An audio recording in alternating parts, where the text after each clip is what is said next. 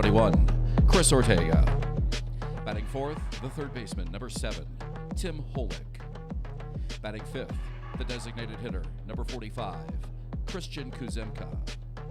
Batting sixth, the left fielder, number 22, Francisco Martinez. Batting seventh, the catcher, number 15, Cassidy Watts. Batting eighth, the second baseman, number 7, A.J. Carosis. Batting ninth, the center fielder, number 3, Walker Hulkgren. And on the mound for the Red Sox this afternoon, number 19, Anthony Porcelato.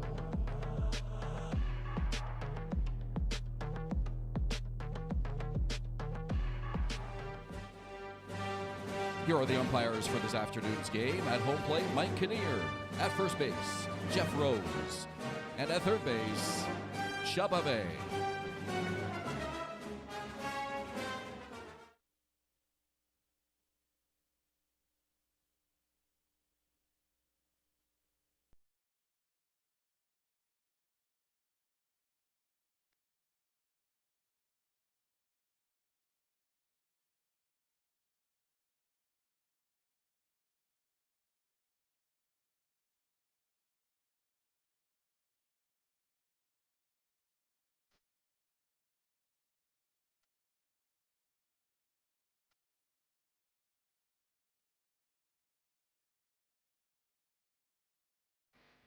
Fans, have you ever dreamed of being part of the Baycats game day experience? Thanks to Rock 95, you could become our next Junior Baycat. One lucky winner will receive 2 adult tickets to a future Baycats game, a t-shirt, hot dog, or hamburger meal from the concession stand, and the chance to announce an inning right here at Atlanta Kulture Stadium.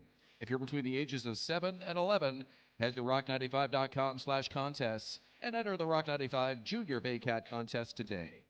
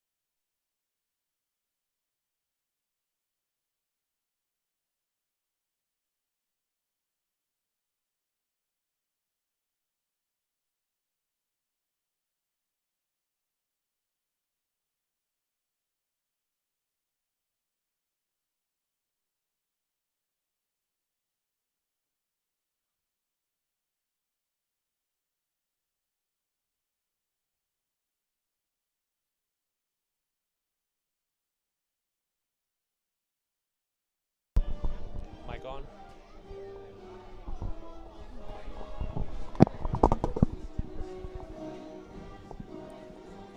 Live from Athletic Kulture Stadium, it's the Canadian Baseball League and this afternoon's matchup.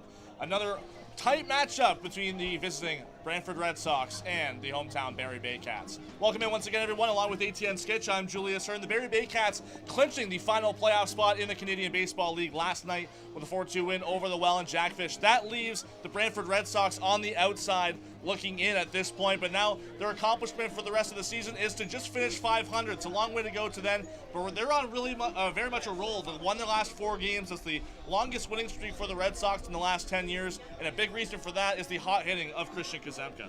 Kazemka, like you mentioned, one of the hottest bats in the league right now. 5 home runs, 14 RBI through his last few games. He's put on a monster performance, and he's going to look to keep mashing here throughout this game, keep that hit streak rolling. Obviously, a former Baycat loves hitting at this ballpark. Meanwhile, for Barrie, they haven't played the Red Sox in a long time, and at this point, getting the relief of having finally clinched a playoff spot. So a couple of lineup changes tonight.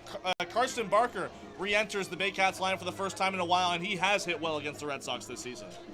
He's got 10 RBI total on the season. 6 of those are against the Brantford Red Sox. It's gonna be different to see how he keeps his approach into this game to keep that streak going, where he's seeming to keep hot against these guys. Baycats have got the pressure off a little bit, and a chance to add on to their win total, trying to climb into 3rd place in the Canadian Baseball League. First pitch coming up, but first, the starting lineups with PA announcer Ben Davy. And now, ladies and gentlemen, boys and girls, make some noise. Here's the starting lineup this afternoon for your hometown Barrie Baycats, managed by Josh Matlow. Leading off for Barrie, the left fielder, number 95, Noel Gary Doyle.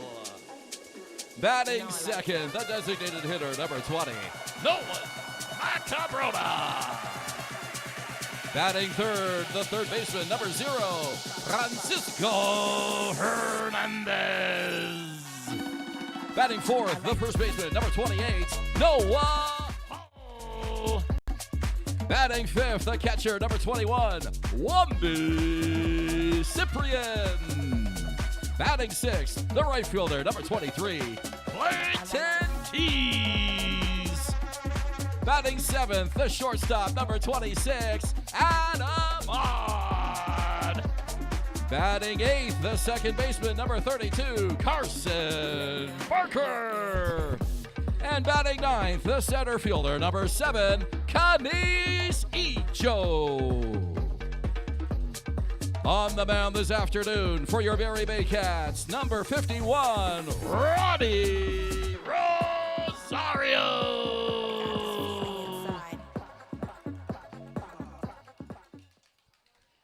Fans, at this time, we ask that you please rise, if you are able, and kindly remove your hats for the playing of O Canada.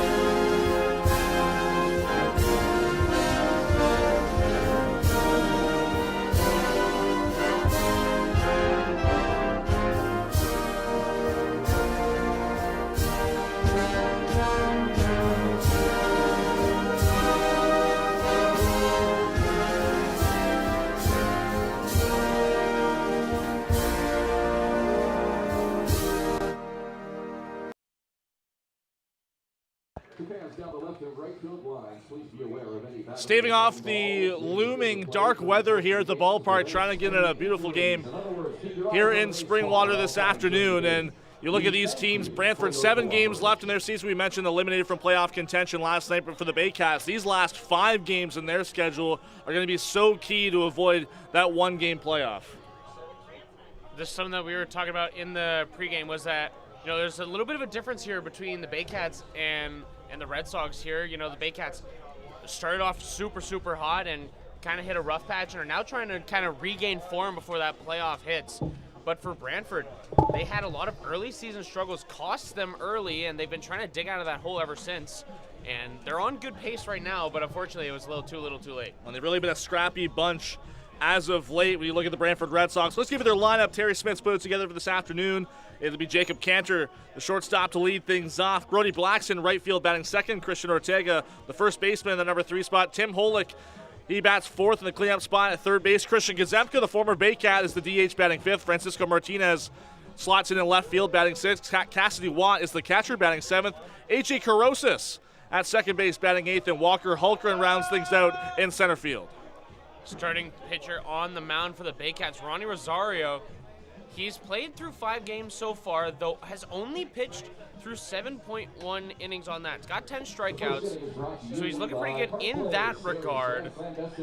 But a 8.59 ERA, not what you want to see. First pro experience, the Baycats looking to try and get him enough innings to qualify for postseason play. Started on Sunday against the Kitchener Panthers as kind of the quasi-4th starter for the Baycats, who've seen kind of some arms dwindle throughout their year, but opportunity for Rosario to show his stuff. The first pitch this afternoon at 2:46. It's outside to Jacob Cantor. Our umpires today, Mike Kinnear behind home plate, Jeff Rose at first, Chubb Ave at third. The 1-0 pitch, there's a high fly ball out towards center field into the gap. On the run, Clayton Keys darts over to make the catch for the first out of the inning. Let's get you the defense here for the Baycats. Out in left field, Noel McGarry-Doyle going to take shape there. Kenise Ejo in center. Clayton Keys just made that catch. He's out in right field. Third base, you got Francisco Hernandez. At shortstop, Adam Odd. Second, Carson Barker. First is Noah Hull. Down catching, Wandy Cyprian. Like we said, Ronnie Rosario will be taking up his spot on the mound. Another one outside to start off, Brody Black. The right fielder, Black, I think 282 on the year, a 952 OPS. The 1-0 comes forth. It's called a strike. This Red Sox team has really caught fire as of late. We talked about Kazemka and how hot he's been individually, but this Red Sox team has really found a stride as they tried to keep their playoff hopes alive, but coming up maybe too little too late at that point. Their last 4 games, mentioned they've won their last 4, their longest win streak in 10 years. They've outscored their opponents 52-23. That includes a 22-18 win on Wednesday in Toronto. Yeah, I was looking at that. I was at camp for that, and one of my kids there is a Toronto Maple Leafs fan. I said, "Hey, did you hear about the 40-run game?" And he just looked at me like I had a third eye because he says, "It's baseball, not football." Definitely looked like a football score at the end of that one. Up high to Black, and the count is full. Breaking ball just got away from Rosario there. Like you were saying, Brantford very, very hot. They're 7-3 through their last 10, competing in their last 10 only with the Guelph Royals and the London Majors. Everyone else sitting 500 less. Black works a walk. Red Sox have their first base runner of the ball game. First baseman, number 21, Chris Ortega. The ever-dangerous Chris Ortega will step in.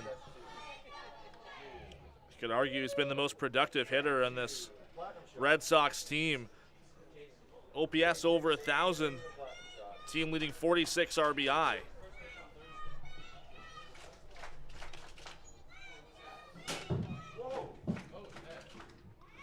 Black bluffs a start as it's fouled away by Ortega. Constant breeze in the ballpark from left to right. Mentioned some possible incoming weather. That's why this game, originally scheduled for a 4:08 start, got moved to 2 o'clock, as you see the flags there above the scoreboard in right field. Originally moved from 4:08 to 2 o'clock, pushed to roughly 2:45, as quickly up 0-2 now is Rosario on Ortega. That one just took its sweet time to break back into the box, and that's why you saw Ortega kind of have to watch that one come in because he wasn't sure where that one was going to end up. A lot of drop on that curveball there for Rosario. Here's the 0-2. It's another breaking ball, but outside. Wandy Cyprian, his battery mate, caught the game here on Thursday between the Baycats and Royals. A rare stretch of 3 consecutive days with games at home. Baycats losing that one in 12 innings. And a big win last night over the Jackfish, 4-2 as we mentioned. 1-2 pitch, swung on and missed. Ortega way out in front. And there's out number 2, first strikeout for Rosario. The third baseman, number 7, Tim Holder. Rosario going to be happy to see some more production there. That's his 11th strikeout of the year. Just trying to stay ahead of his numbers here. Likely a bullpen day for the Baycats. We'll see how long the leash is on Rosario. Josh Matlow telling me they're hoping to get at least 3 innings, and they got him at first base. What a move. Caught Black napping as he tried to get an extended secondary lead. So it turns out to be a 3-up, 3-down inning for the Barrie Baycats and Ronnie Rosario. We go to the bottom of the first inning. No score, Brantford and Barrie. Hi, I'm Chrissy Fans from 400 Chrysler and Barrie Chrysler Dodge Jeep Ram. This year, we are the community partners of the Barrie Baycats. Community is near and dear to our hearts here at the dealerships and one of our core values. So we can support local and shop local.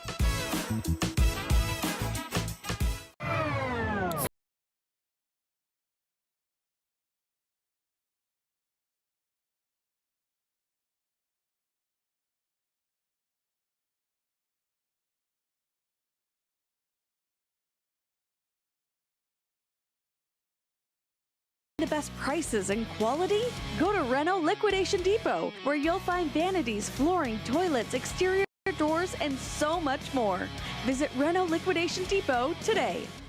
Danielle May Real Estate, supporting the Barrie Baycats and ready to help with all of your real estate questions. What is your home worth? Should you sell now or wait? Danielle is dedicated to your success. The next time you think real estate, think Danielle May.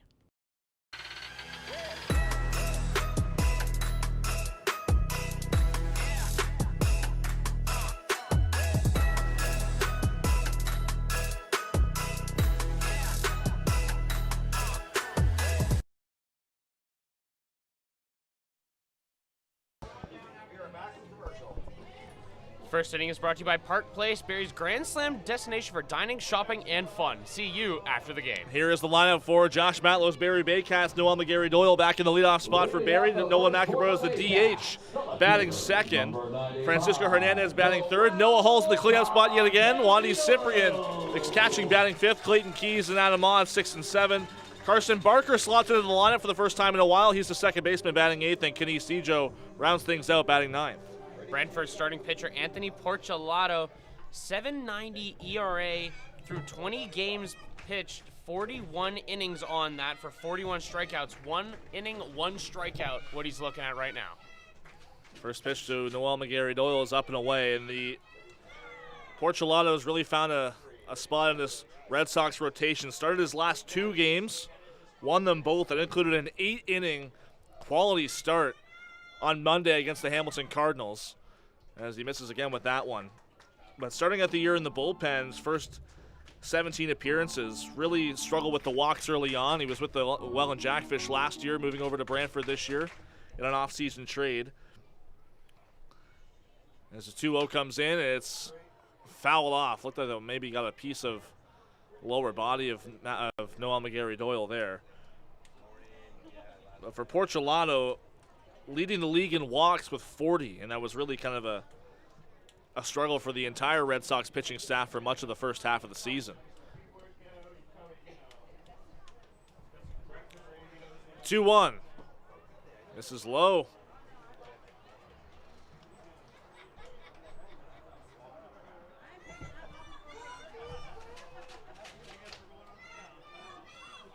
McGarry-Doyle 1 for 4 in yesterday's game. Grounds that one right side, right at Christian Ortega. The flip to Porcelato to get McGarry-Doyle in time. 1 down. Here's the defense for the Red Sox. Out in left field, Francisco Martinez is going to get the start there. Walker Hultgren taking up center field. Brody Black out right. Tim Hullock gonna be sitting at third base. Jacob Cantor, the shortstop. AJ Carosis, the second base. Chris Ortega gonna be the first baseman there. Just made the play to starting pitcher Anthony Porcelato, and down at catcher is Cassidy Watt. Nolan Macabroda, the DH tonight. Fouls away the first pitch.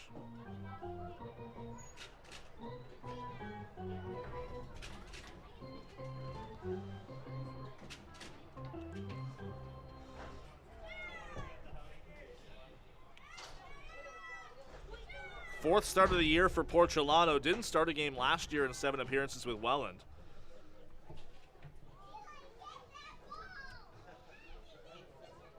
His third time facing the Baycats this year.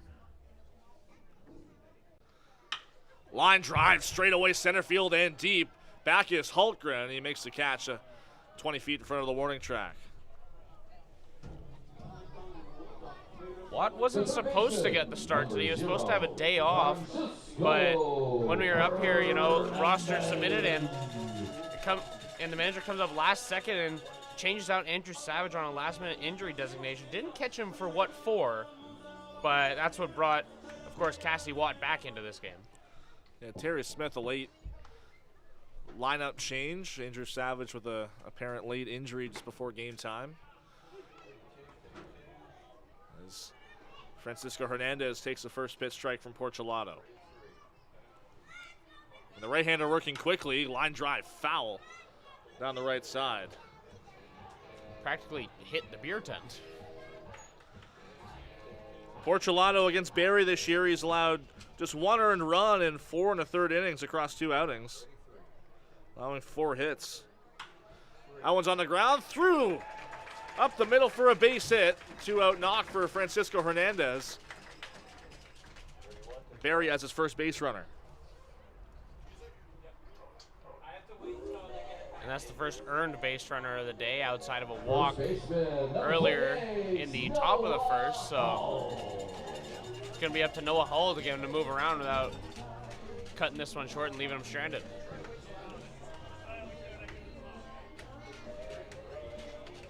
Hull has had some really hard hit balls lately, but running into some bad luck from the baseball gods, so to speak.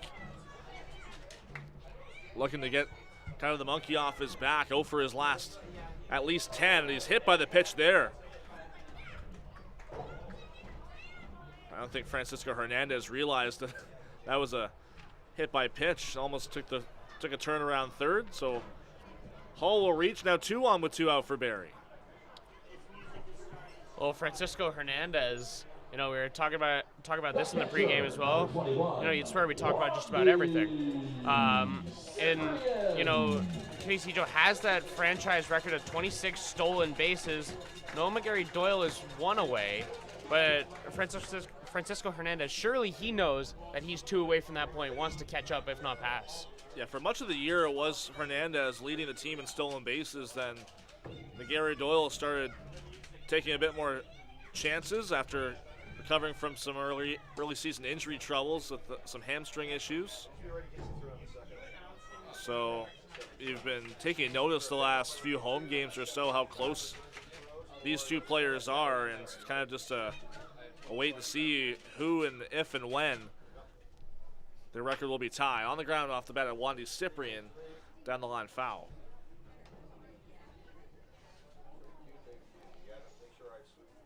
Mentioned that Brantford kind of holds that best of the rest spot in that 6th seed, and more than a few games up over the Kitchener Panthers in 7. And, you know, it helps that their home record, they're 12-9, but the thing when you look at their record and say, ooh. Fly ball to center field. Easier play here for Hulker, and he reaches up and makes the catch. Baycats strand 2. We go to the 2nd inning, scoreless between Brantford and Barrie.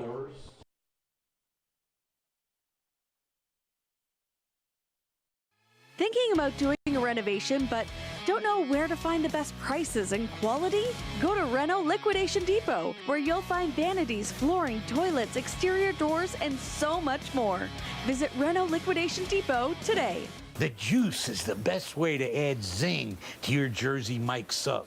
Real red wine vinegar and olive oil blend. and I like a lot of juice. Pour it on. Go ahead. Go on. I can take it. Step up to the plate at Park Place. The latest fashion, delicious dining, exciting entertainment. Hungry after the game? Stop by one of their patios or grab a sweet treat for a grand slam of flavors to satisfy every craving. Park Place, where every visit is a home run.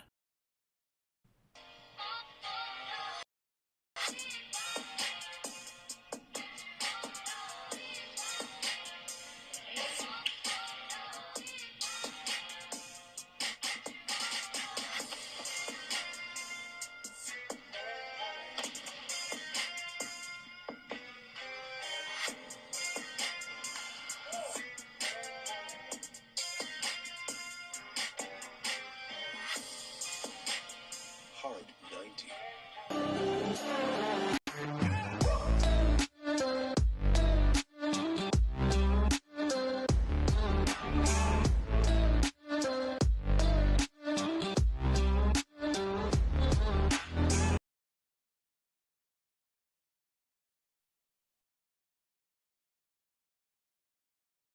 Join Team BKGC inside 17,000.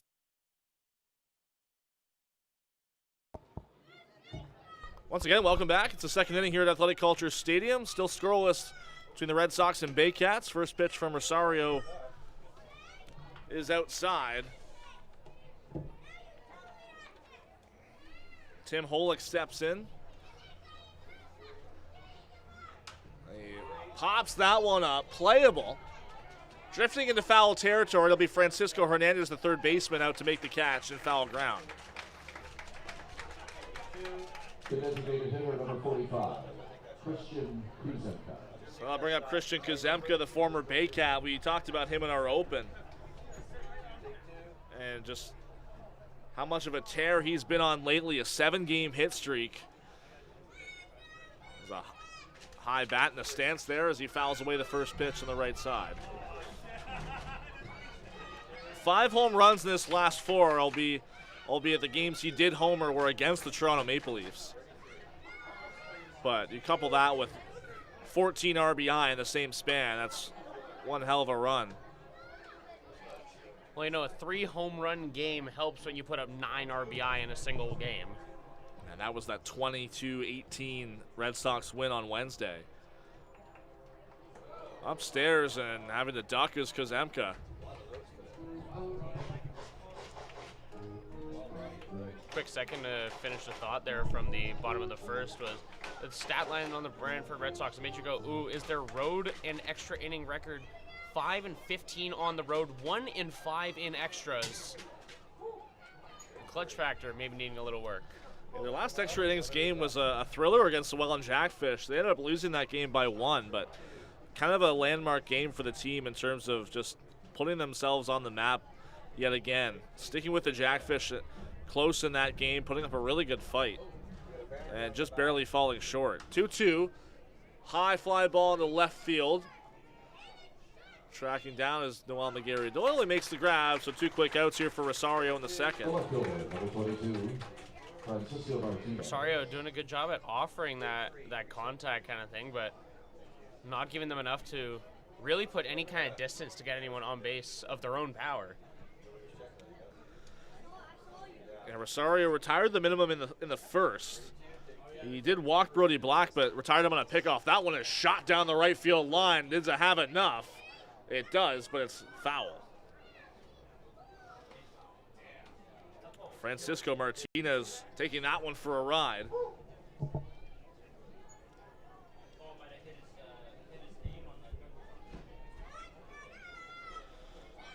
Just a second game for Martinez as he swings and misses.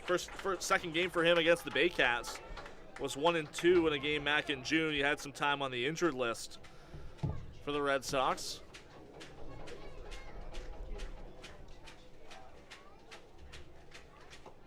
Inside, 1-2 now.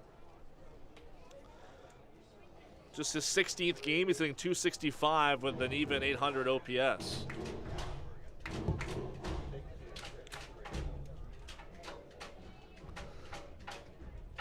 One-two, swing and a miss. Another 1-2-3 frame for Ronnie Rosario. That's a big boost of confidence for him and his manager. We go to the bottom of the second. No score between the Red Sox and Baycats. Join Team BKGC. Inside 17,000 square feet of dedicated gymnastic space, athletes of every age and level come together. Whether you're just starting out or building advanced skills, there's a place for you here. BKGC, building confidence, community, and champions since 1965. Visit Alliance Billiards and Sports in the northeast end of Barrie. A fun, friendly family environment offering pool, darts, karaoke, and live entertainment. Enjoy a large variety of delicious food and drinks on the patio. You'll come as a stranger and leave as a friend.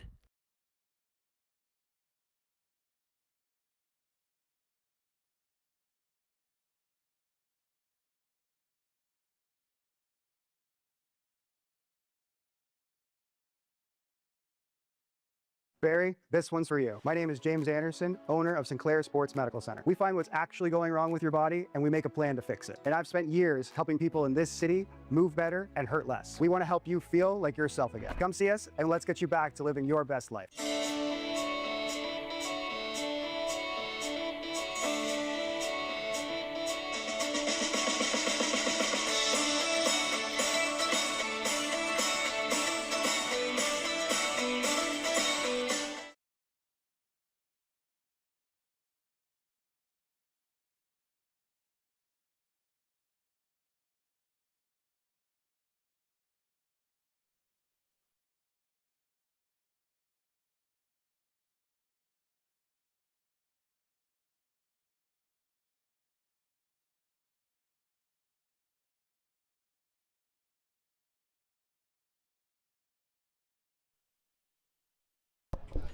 Second inning is brought to you by Silo Athletics, a next-level indoor facility for baseball and soccer featuring training programs, camps, and private events. Now open. Book today at siloathletics.ca. First pitch to Clayton Keys is in the dirt from Anthony Porcelato, who got into a little bit of a jam in the first inning, stranded a couple base runners. The 1-0 is in the dirt yet again. Struggling with his command already this afternoon. Again, mentioned how this game was moved up a couple hours from its original scheduled start time, and the Red Sox, had this game actually gone at 2 o'clock, they would only gotten here maybe 25 minutes before game time. Definitely cutting it close. And Julius, it seems we have a habit here of whenever we go on air together or are scheduled to go on air, that the rain seems to follow, and I think it's coming back. My computer is starting to look a little damp. That's baseball, I guess. 3-0 upstairs, a 4-pitch walk to Clayton Keys to start out the second inning. I've learned in my years here to not bring a laptop because I don't want anything like that happening to me. Yeah, you'd think I would have learned that from Durham too, when I've had to call rugby in a full snowstorm. But year over year, I seem to put this laptop through more and more problems, and it survives more often than not. As much as it's unfortunate when you have your scorebook and your handwritten notes, dampened or the rain falls on a little bit as Adam Odd takes one in the dirt. It is still worth having. I personally find it easier to have the handwritten notes for any game. If I'm keeping score by hand, I might as well have handwritten notes as well.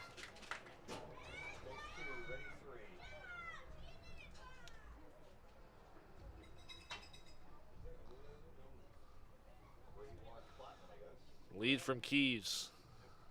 On sees the 1-1 inside. And it looks like at this point the Baycats will just be taking it until Porcelato can find his way back into the strike zone.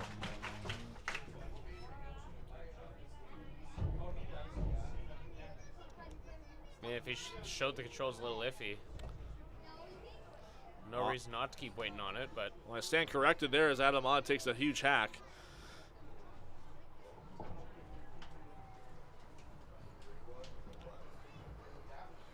Two-one.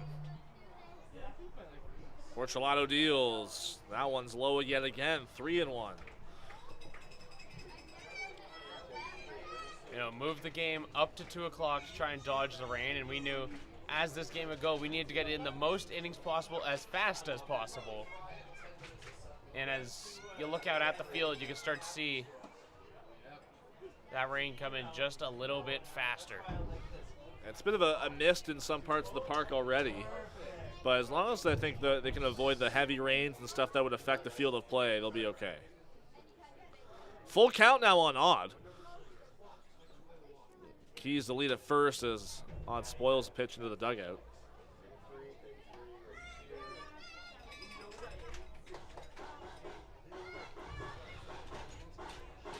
Baycats lead the season series 4-1. Red Sox did get one win here at Athletic Kulture Stadium. It was a comeback win.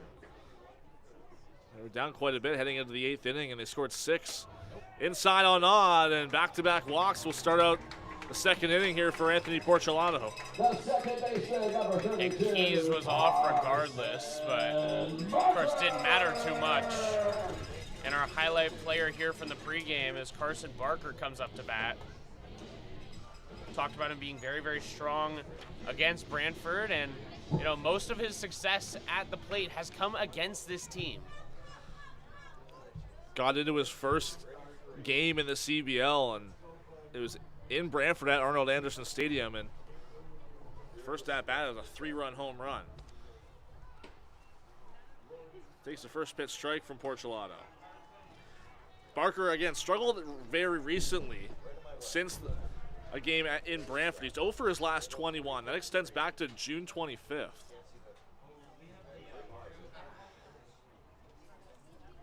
Had a couple pinch hit opportunities and a couple spot starts, but not being able to find a rhythm offensively with some consistent approaches. On at first, Keys at second. Nobody out here in the 2nd inning. Broken bat liner. It is off the glove of Carosis at second base. Coming around is Keys. He will score. And the Baycats have taken an early 1-0 lead off the bat of Carson Barker. See how that one gets scored. It's a sliding attempt there from A.J. Carosis, the second baseman. And it's going to be scored a hit. So an RBI single gets Barker out of a slump. Just as you were talking about his slump there, breaks it, and RBI to boot. Not too bad. Kenisi Ijo, talking about slumps. Here's the guy that's trying to climb out of one himself. Pops that one up foul.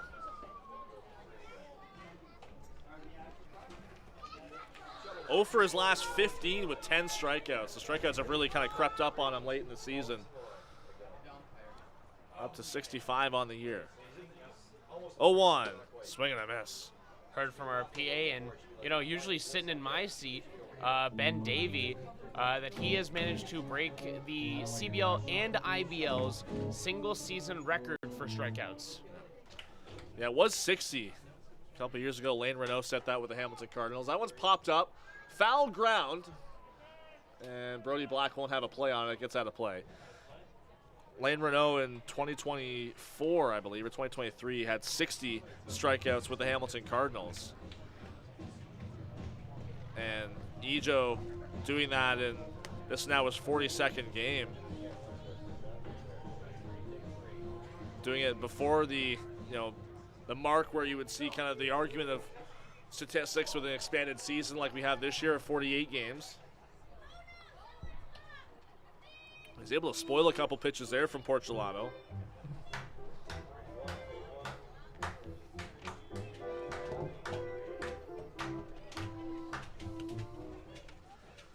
Two on, nobody out yet again. The pitch from Porcelato swung on and missed. Another strikeout for Kenisi Ijo. A big out for Porcelato. The left fielder, number 95, Noel McGarry Doyle. And bringing back the top of the order is still spooky up there for Porcelato, considering they got 2 runners on and only 1 out to their name. I got McGarry Doyle, and worst case scenario, if he goes out here, you got power hitters. following up with Nolan Macabrota. Porcelado dominated the Cardinals on Monday. An 8-inning start. He only allowed 1 earned run. But now he's already given up 1 here in the second against the Baycats, who've seen him a couple times, as we mentioned. 1-0 to McGarry Doyle. A hot shot into right field. That's a base hit. Here comes on. Trying to score the throw in. Not going to get there. An RBI single from McGarry Doyle. It's 2-0 Barrie. Runners still 1 and 2. The designated hitter number 20. And like we said, power hitter time, Nolan Macabrota. And right as he comes out, that rain sort of is coming down here and coming to at least a slight bit of a stop. So we'll see if he can take advantage of that, see if he can get some real good distance on it. 2-0 Barrie here in the second inning. Barker at second, McGarry Doyle at first. First pitch to Macabrota is inside.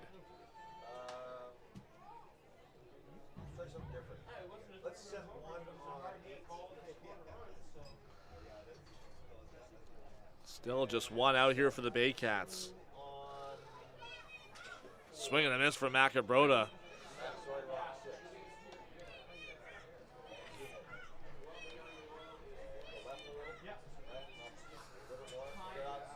Porcelado already approaching 40 pitches on his outing. And there is action in the Red Sox bullpen. The 1-1 pitch just misses. It looked like it was high.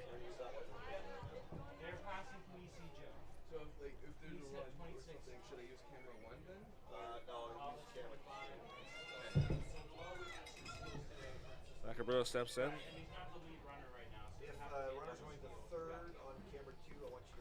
2-1 pitch, breaking ball falls low, 3-1. Another deep hole in the count here for Porcelado. And something that we've seen from Macabrota as of late is he's kind of taking his time at the plate here. He's been doing pretty good to work out the counts in his favor, work some walks.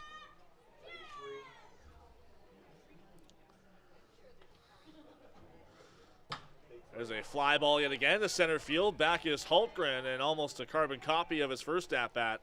Makes the catch in deep center. The third baseman, number 0, Francisco Hernandez.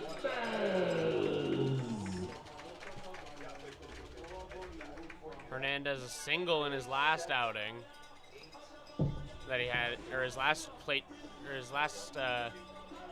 trip to the plate. Man, that one was rough.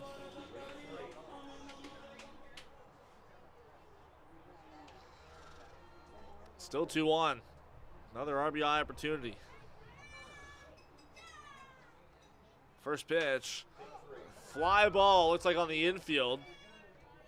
It'll be Corrosis to haul it in and finish the inning for the Red Sox, but not before the Baycats take a 2-0 lead. A couple RBI base hits. Carson Barker and McGarry Doyle contributing. We go to the top of the third inning, still 2-0 Barrie.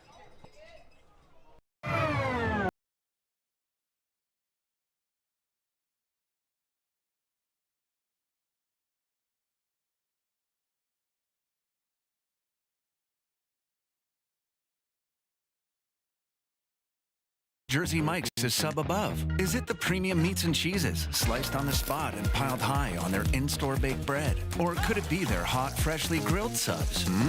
How about all of the above? Jersey Mike's, a sub above. Hi, I'm Chrissy Fans from Fort Chrysler and Barrie Chrysler Dodge Jeep Ram. This year, we are the community partners of the Barrie Baycats. Community is near and dear to our hearts here at the dealerships and one of our core values, so we can support local and shop local. Join Team BKGC. Inside 17,000 square feet of dedicated gymnastic space, athletes of every age and level come together. Whether you're just starting out or building advanced skills, there's a place for you here. BKGC, building confidence, community, and champions since 1965. Step up to the plate at Park Place. The latest fashion, delicious dining, exciting entertainment. Hungry after the game? Stop by one of their patios or grab a sweet treat for a grand slam of flavors to satisfy every craving. Park Place, where every visit is a home run.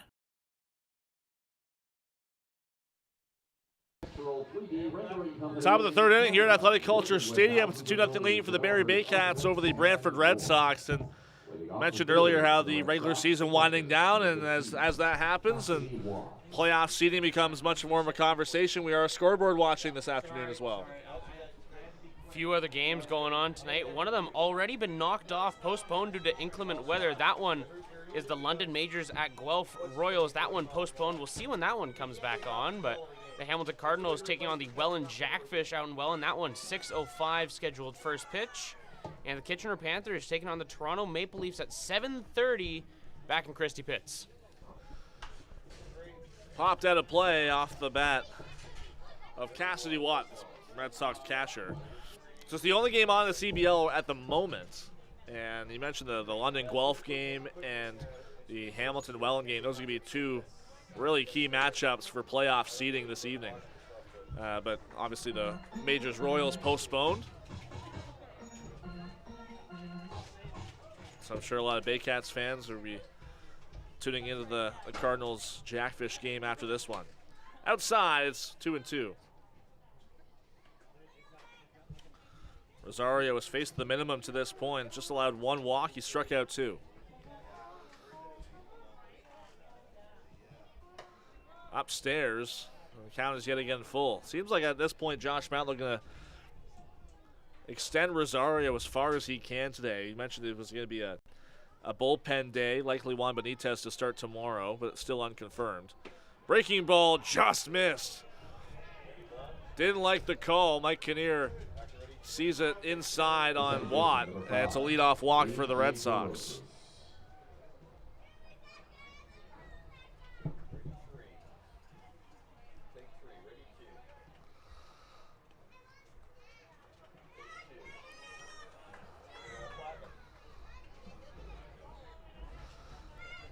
A.J. Carosis, the second baseman. First pitch is inside. Former Kitchener Panther, spent last year in Kitchener.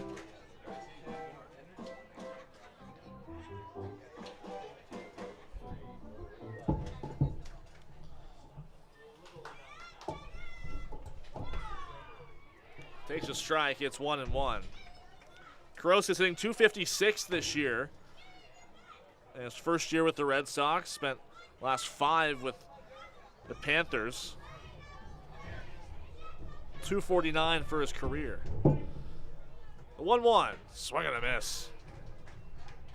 Yeah, quick pop there from Cyprian to target Noah Hull. Made him think that maybe he was going to try for that pickoff, but opt out of it. Haven't seen a lot of back picks there from Wandy Cyprian. Definitely has the arm for it, but just haven't seen him commit to a whole lot of those situations. Inside in the dirt, it's off his glove, and Watt will advance to second base, standing up. It'll be a wild pitch, turns to Rosario.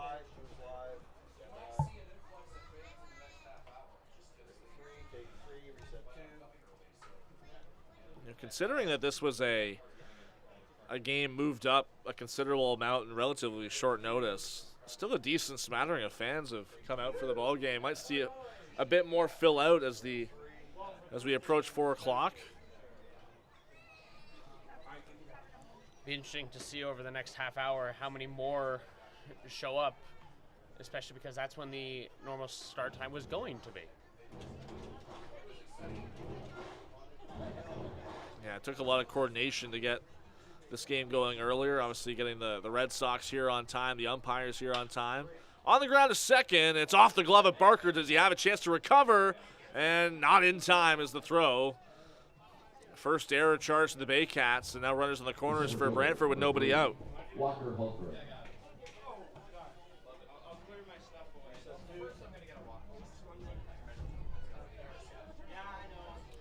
Watt moves up to third.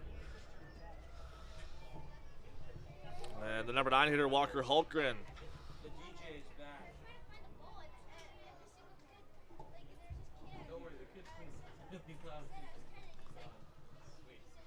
First pitch from Rosario, other way. Tough play here for Noel McGarry-Doyle. Falls in fair territory. Coming in to score is Watt. An RBI single there for Hultgren, and it's a 1-run ball game. McGarry-Doyle maybe 5 steps off of that one, so just a little got a little bit too much movement at the end, or just didn't quite get the jump he needed on the contact. It's a seeing eye single there for Holmgren, who saw the first pitch and was late on it, but got enough on it to dump it into left field. So back to the top of the order, Jacob Cantor. First pitch just misses outside. Really the first trouble that Rosario has had today. One's come across, still nobody out, and 2 on behind him.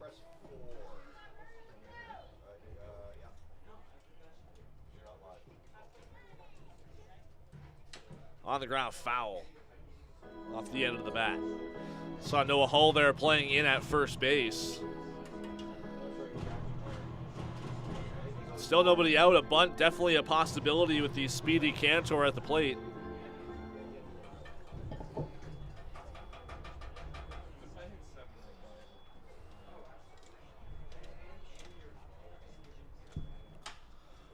One hopper to add him on. Does he have a play a second? He does.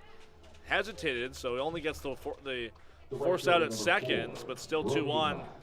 Runners in the corners yet again.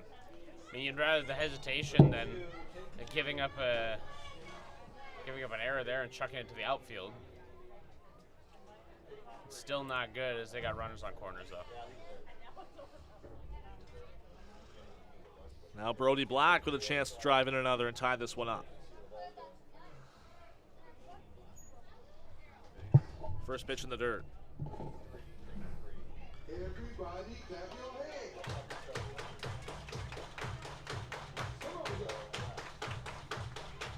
The deepest already that Rosario's gone in a game with the Baycats. Just 5 appearances this year since joining the club.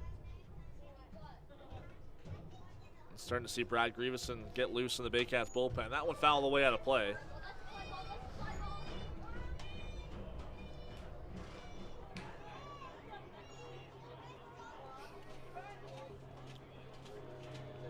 Cantor at first, reached on the fielder's choice. Carosis at third as the throw over to check on Cantor, who has team high 24 stolen bases, slotting into the top 5 of the league leaders.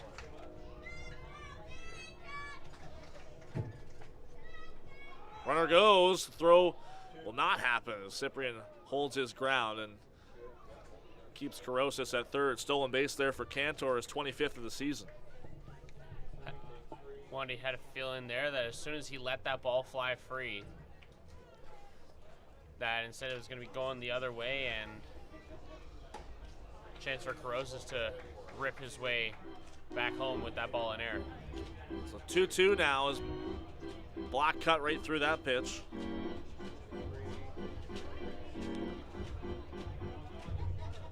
Block has gotten on base his last 11 games. The 2-2 offering. Breaking ball misses high. And another full count here for Ronnie Rosario.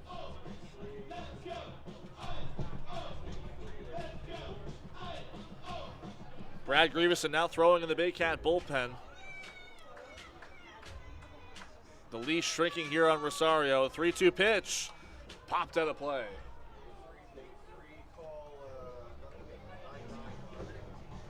.45 pitches now for the Baycat starter.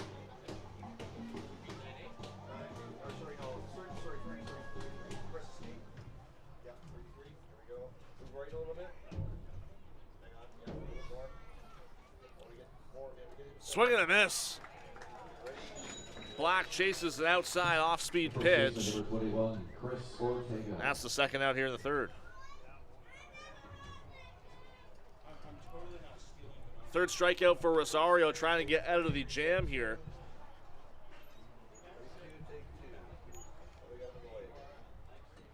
Tying run 90 feet away. Go ahead run at second base. Here's Ortega. A team high 46 RBI. Led the IBL last season in that category as well.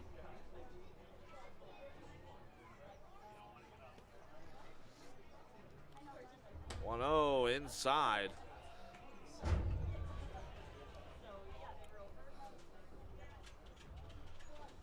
with the leash shortening over on Rosario, you got to wonder if the leash on Anthony Porcelato is shortened. We saw Elian Serrata, who was warming up earlier for Brantford, and we'll see how early he gets to come in. Well, I think you look at the matchup here, Rosario doesn't have the pedigree of going a long distance. This is his longest outing of the season so far, as I mentioned. The 2-1, slashed out to right field. That's going to get down and towards the corner. One run is in. Here comes Cantor. The Red Sox have taken the lead. An RBI double from Christian Ortega. It's 3-2 Brantford. The third baseman, number 7, Tim Holick. Now the question lies is how long is the leash of Josh Matlow, and here comes the mound visit. So Andrew White will have a chat with Rosario, a bit of a check-in here with Grieveson warming up. It seems like it's imminent at this point. If Rosario doesn't get out of the inning against Holick, then that'll be it for his outing. The entire infield converges on the mound. The heart of the Red Sox order due up. A tough ask here for Rosario, Tim Holick, Christian Kazemka.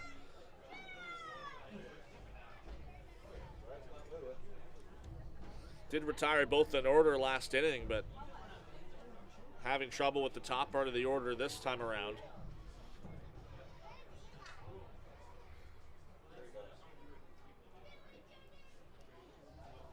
And there's a look there at the Baycats bullpen. You're seeing Brad Grieveson lean over in that center rear view of the camera there, and see him lean over and try and look at Josh Matlow to see, and maybe ask, hey, how soon am I coming in exactly? Well, Braden Pakula now throwing, and you look back to the start that Rosario had in Kitchener on Sunday. It was Pakula after Rosario, then Grieveson. Pakula ended up getting the win in that game. First pitch is a big swing and miss from Tim Holick. Pakula only really getting the win in that game. Had a rough outing out of the bullpen, but the Baycats had an 8-run second inning. That they kept the lead the entire way through after that, and Pakula picked up the victory as a result. The 0-1 is upstairs, and Cyprian manages to snag it before it causes any more damage.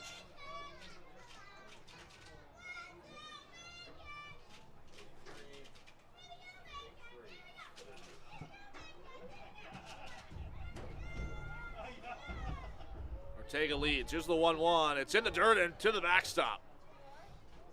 Ortega moves up to third base. Second wild pitch of the inning for Rosario.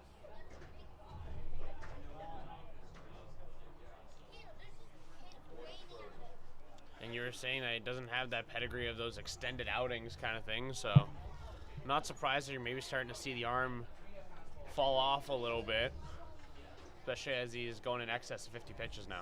Especially when you compare it to someone like Porcelato, as you were mentioning, who had 8 innings his last start. Swing and a miss from Holick. It's 2-2. That one had some heat on it. Holick takes a second and calls time. And sauntering back.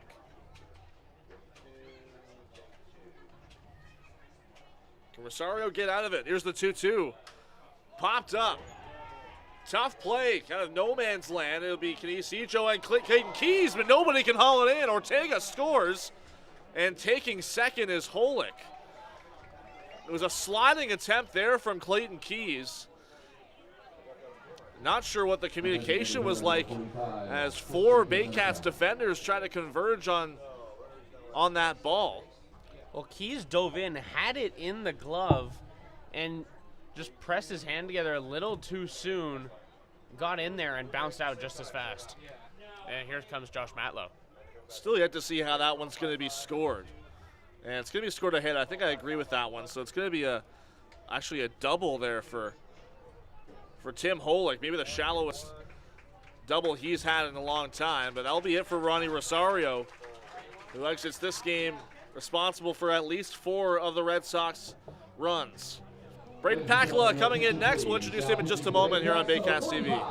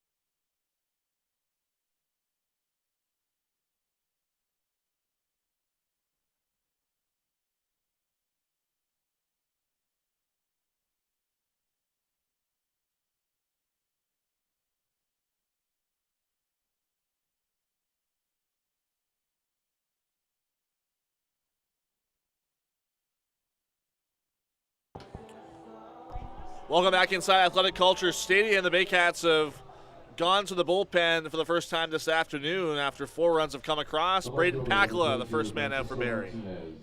Pakala coming in, like you mentioned, he's got a 6.90 ERA, 19 games he's pitched in. One of those was a start. In that, he's got 30 innings pitched with 34 strikeouts to his name. Looking to get the Baycats back in this one and close it out. First pitch is a strike to Francisco Martinez. He comes in with a runner at second base, 2 out, and Kazemka getting the, looks like the intentional walk there.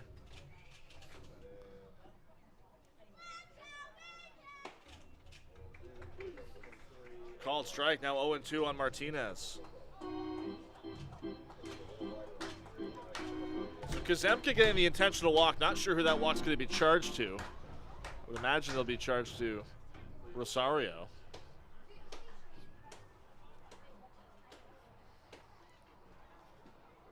Pakala looks back at the runner. Here's the 0-2 pitch. Swing and a miss.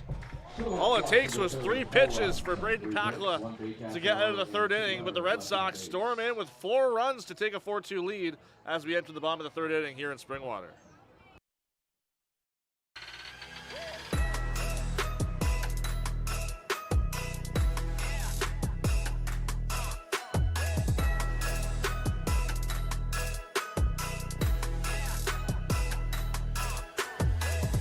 Hi, I'm Chrissy Fans from 400 Chrysler and Barrie Chrysler Dodge Jeep Ram. This year, we are the community partners of the Barrie Baycats. Community is near and dear to our hearts here at the dealerships and one of our core values, so we can support local and shop local.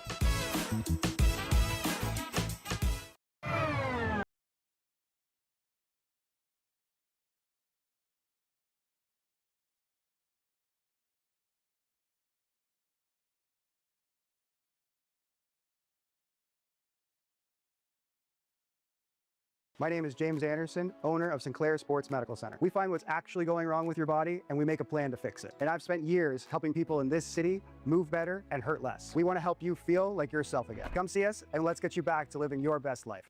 Danielle May Real Estate, supporting the Barrie Baycats and ready to help with all of your real estate questions. What is your home worth? Should you sell now or wait? Danielle is dedicated to your success. The next time you think real estate, think Danielle May.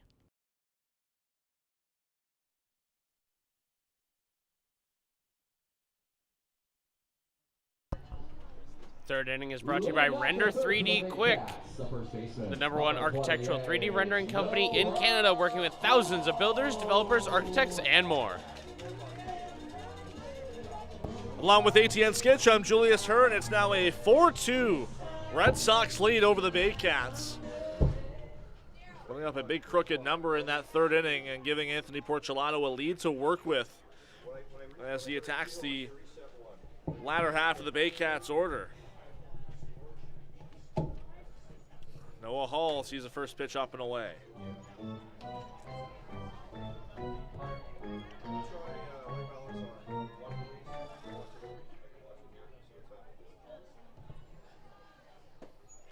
That one gets in there for a strike.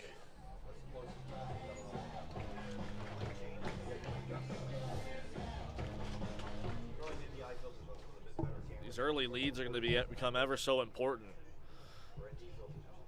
If the rain does end up attacking us here and limiting how much we can get into this afternoon.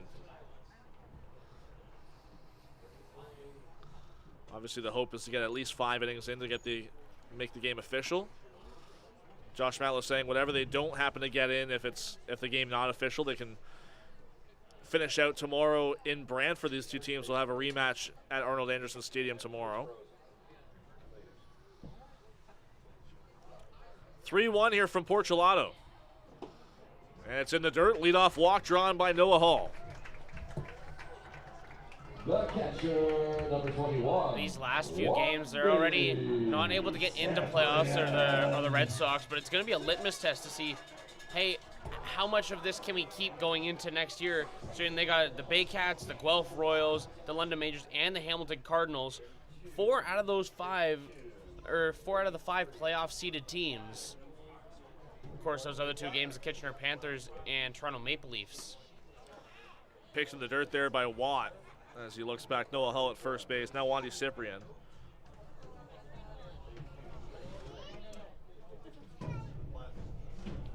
The Baycats, this is after today, have 4 games left. Just 1 more home game after this afternoon. 1-0 pitch to Cyprian. Right down the middle for a strike 1.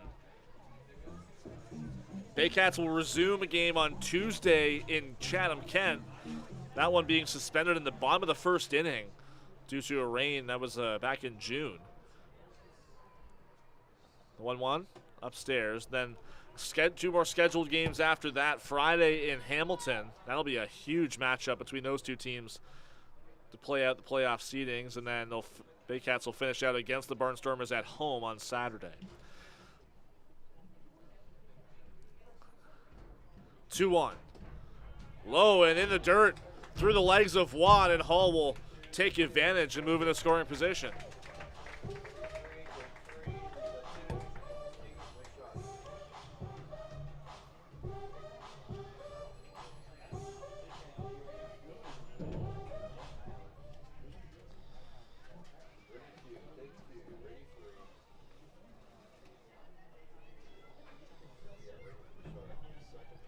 Hall at second now. Here's the 3-1 coming up from Anthony Porcelato. There's a high fly ball deep to left field. Does it have enough? No, it doesn't. It's off the wall. Long way away in left field for Martinez, and Hull comes in to score. It's a long double for Wandy Cyprian to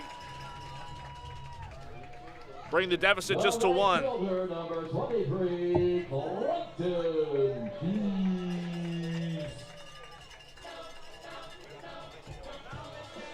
Here comes Greg Rapp having a meeting here with Porcelato.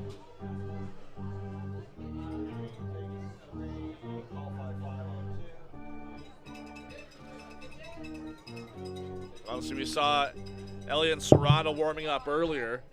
And there's another left-handed arm in the bullpen for Brantford.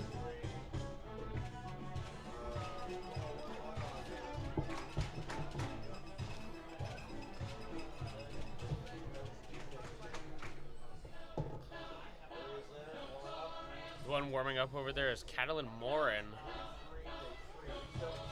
4th year in the CBL. We'll be waiting and seeing just how long he'll come in. This is first year with Brantford after 3 years in a mid-season trade to the Red Sox from the Chatham Kent Barnstormers.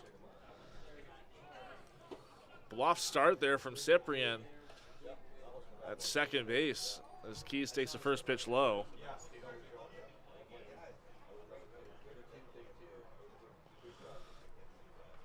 Keys led off the second inning with a walk.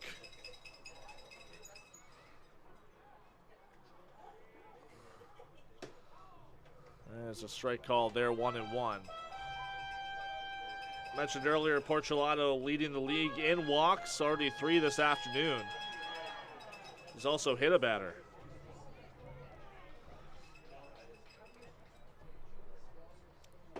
Inside, 2-1 on Keys.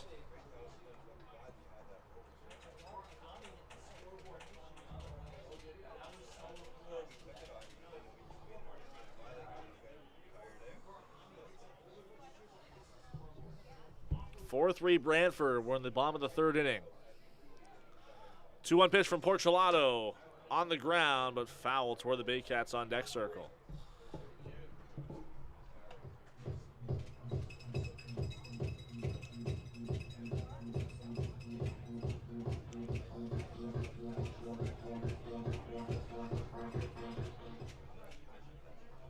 Keys hitting .264 this year. He's driven in 11. Cyprian's got a pretty decent lead here. Swing and a miss from Keys. He's late on that one, and he's the first out of the third. Second strikeout for Porcelato. And now Adam Odd will step in.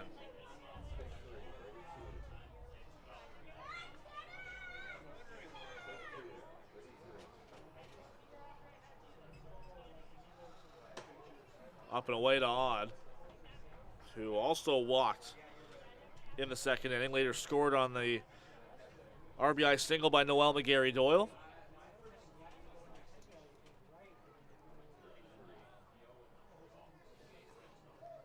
Porcelato looks back at Cyprian. Here's the 1-0 pitch, and Odd whiffs on an inside breaking ball.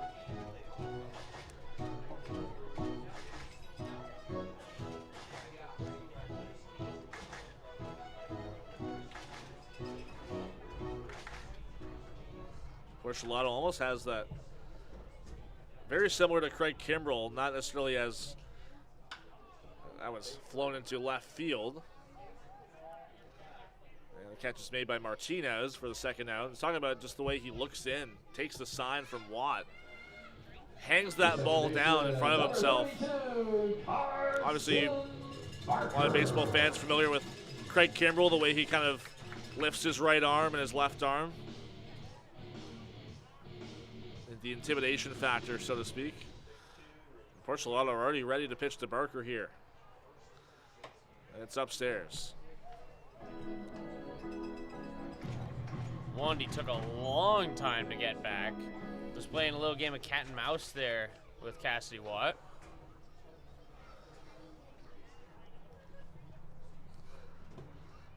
Called strike, 1-1. And you can definitely tell as Cyprian's starting to find the power in his bat yet again and hit really well. We mentioned a double and a home run in last night's game and a double already this afternoon. You can see already on the base pass that he's got some confidence back in him.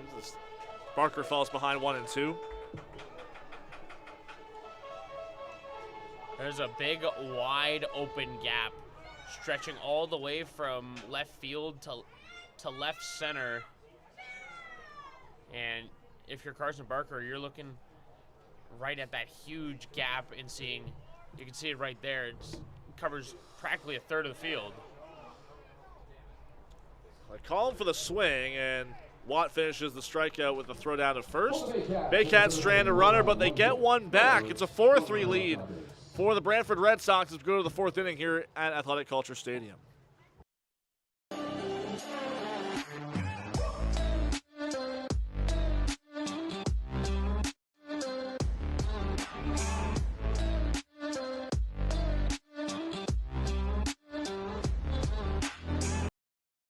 Thinking about doing a renovation but don't know where to find the best prices and quality? Go to Reno Liquidation Depot, where you'll find vanities, flooring, toilets, exterior doors, and so much more. Visit Reno Liquidation Depot. The juice is the best way to add zing to your Jersey Mike sub. Real red wine vinegar and olive oil blend. And I like a lot of juice. Pour it on. Go ahead. Go on. I can take it. Step up to the plate at Park Place. The latest fashion, delicious dining, exciting entertainment. Hungry after the game? Stop by one of their patios or grab a sweet treat for a grand slam of flavors to satisfy every craving. Park Place, where every visit is a home run.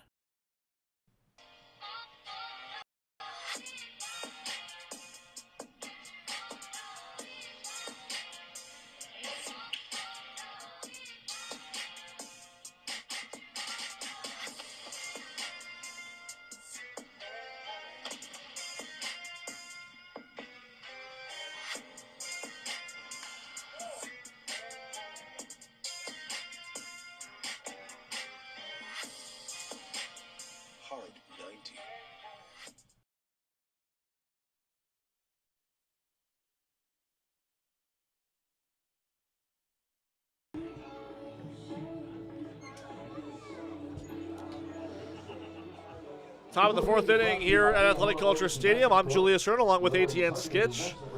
Braden Pakla got out of the third inning with a strikeout and back out for his first full inning of work.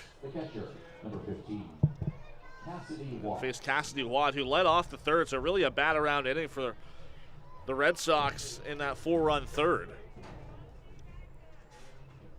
Pakla's first pitch is popped up, drifting towards the dugout, and it's going to land out of play over the roof. Final line here today for Ronnie Rosario, 2 2/3 innings. He allows 3 hits, 4 runs, only one of them earned. 3 strikeouts and 3 walks. One of those was intentional.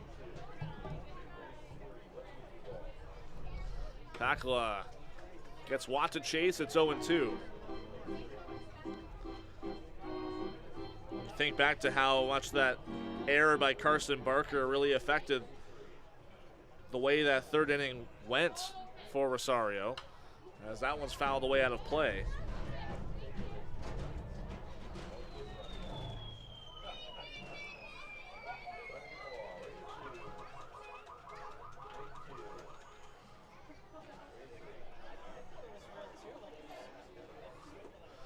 In the dirt, 1-2 now.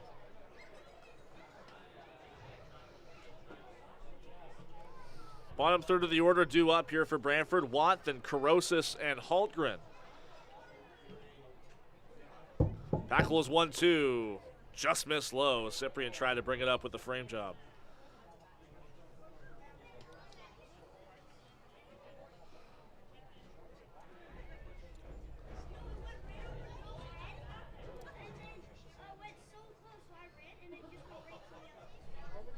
Here's the 2-2 offering. Swing and a miss. Consecutive strikeouts for Pakla to start his outing this afternoon. Great way to keep it going for Pakla. 9 pitches, 2 strikeouts. Keep in mind that first one in the top of the third there to get that last out was a 3-pitch effort. And a first pitch strike. And gets it on AJ Carosis, who reached on the air last inning.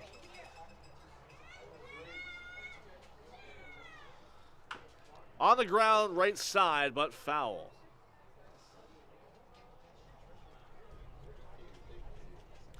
Pakla, his last 2 outings, he's had a decision. He took the loss on Thursday. He pitched in the 12th inning of the game against the Royals, allowed 2 earned runs in just a third of an inning in that one. Barrie eventually losing by 3. All 3 runs coming off Pakla, only 2 of them earned.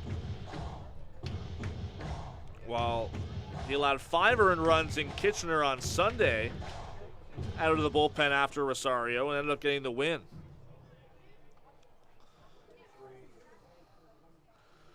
One-two pitch is in the dirt through the lights of Cyprian.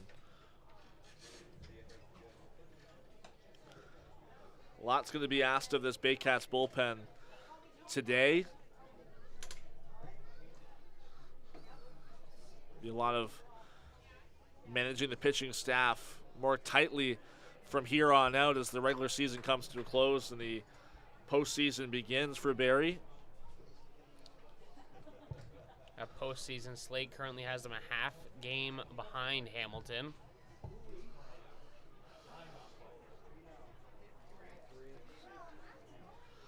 Half game behind Hamilton, a full game behind Guelph, who's sitting third. As that one's popped up, could it be playable?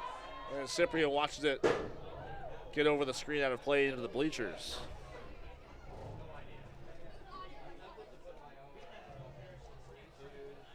You heard the thud of that one off the stands.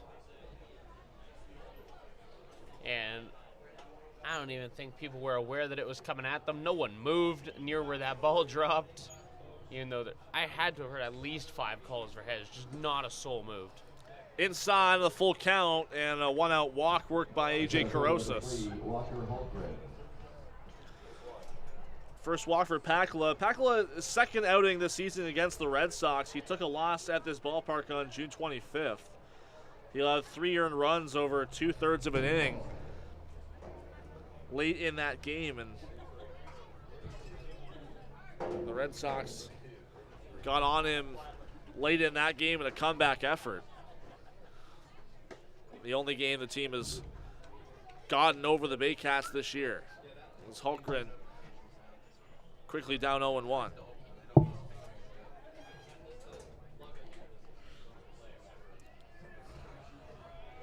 Throw over to check on Carosas.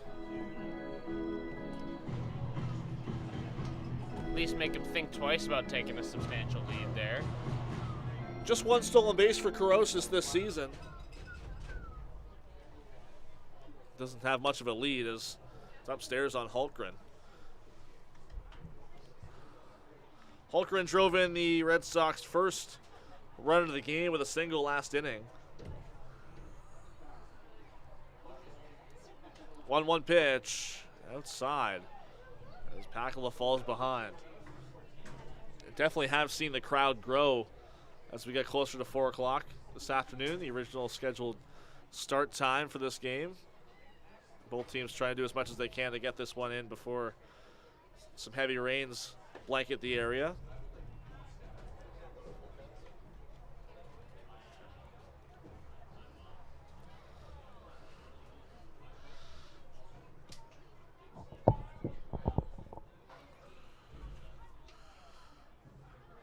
Three-one from Pakula. Misses again, so back-to-back walks for the 8 and 9 hitters here in the Red Sox order. Shortstop number 9, Jacob Cantor.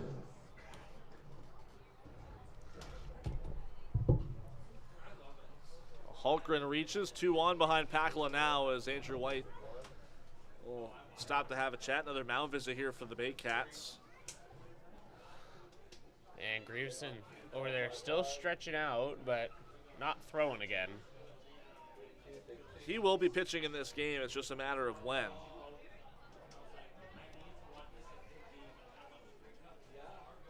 You think back to the game that Pakula won. That was in Kitchener on Sunday. He came in mid-inning after Rosario allowed a few runs in the second inning. Finished out the frame, but struggled to get out of his first full inning of work and had needed to have Brad Grieveson come in relief.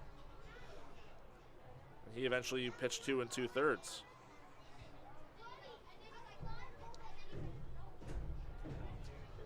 Trying to avoid that same scenario this afternoon. Back to the top of the Red Sox order with Jacob Cantor. First pitch is up and away.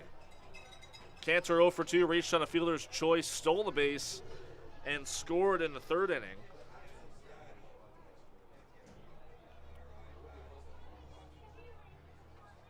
Pakula looking to manufacture a double play ball here. It's the 1-0. It's low.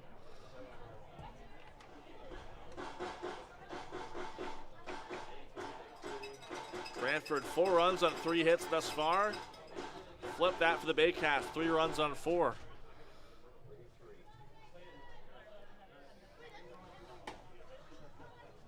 Just missed the upper part of the zone, 3-0 here. Packland in danger of walking to load the bases. And now you see Brad Grieverson out in the bullpen. Start whipping this thing around. That one gets into the zone, 3-1. We did see Grieverson throwing earlier, but came down as Pakla also got warm simultaneously.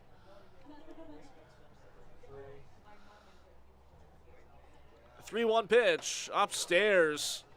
3 consecutive walks issued by Braden Pakla. The Red Sox threatening to blow this one open.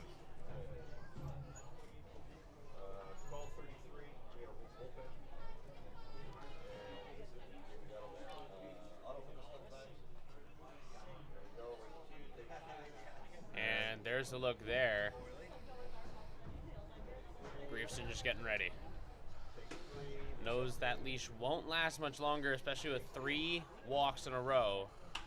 A line shot right at Adam Maud, and an easy, unassisted double play to get out of this one. Pakla somehow works out of a jam. The Baycats still trail the Red Sox 4-3 as we go to the bottom of the 4th inning.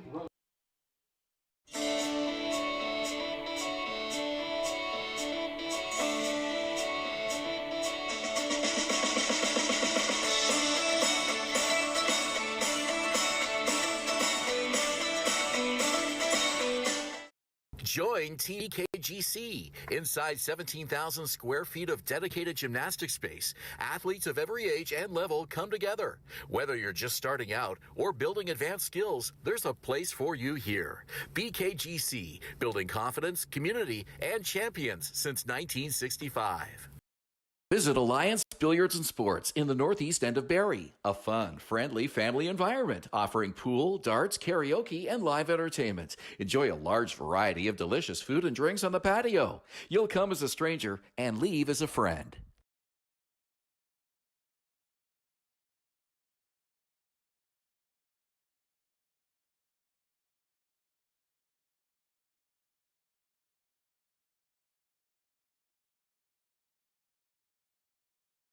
Barry, this one's for you. My name is James Anderson, owner of Sinclair Sports Medical Center. We find what's actually going wrong with your body and we make a plan to fix it. And I've spent years helping people in this city move better and hurt less. We want to help you feel like yourself again. Come see us and let's get you back to living your best life.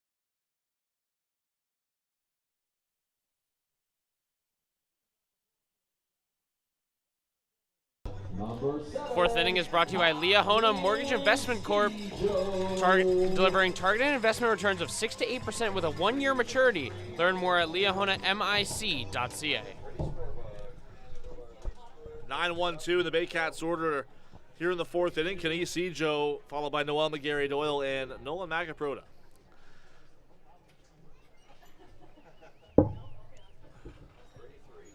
Anthony Porcelano got the best of Ejo's first time with a strikeout. He starts him off with a fastball up and in.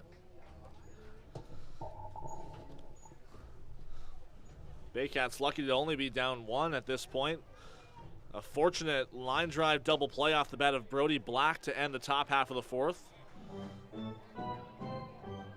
Adamad making the play unassisted, so Red Sox still out in front, but could have been a wider margin considering the stakes of last inning. In the dirt, 3-0 here on Ejo.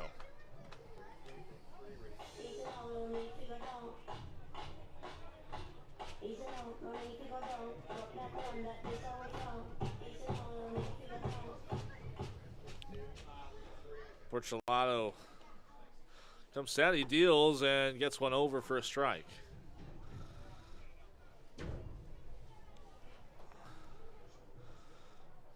Baycats have left 5 runners on the first 3 innings as Ejo pops that one out of play. It's a full count.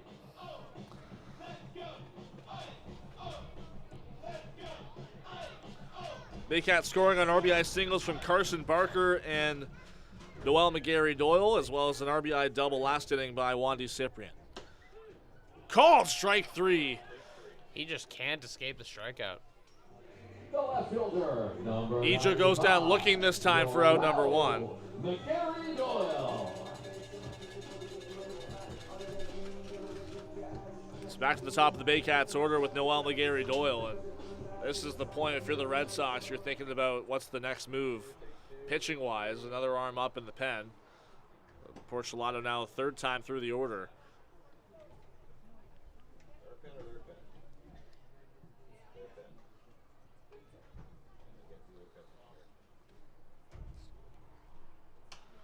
Popped up and out of play off the bat of McGarry Doyle.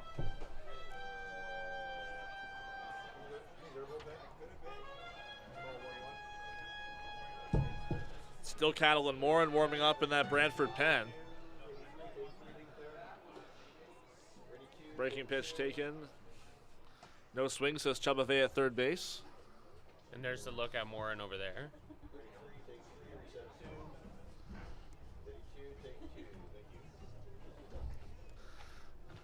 Porcelado's 2-1. Just misses low. And he's fallen behind on 3 ball counts yet again. Managed to work his way back against Ejo, who struck out, and now McGarry Doyle.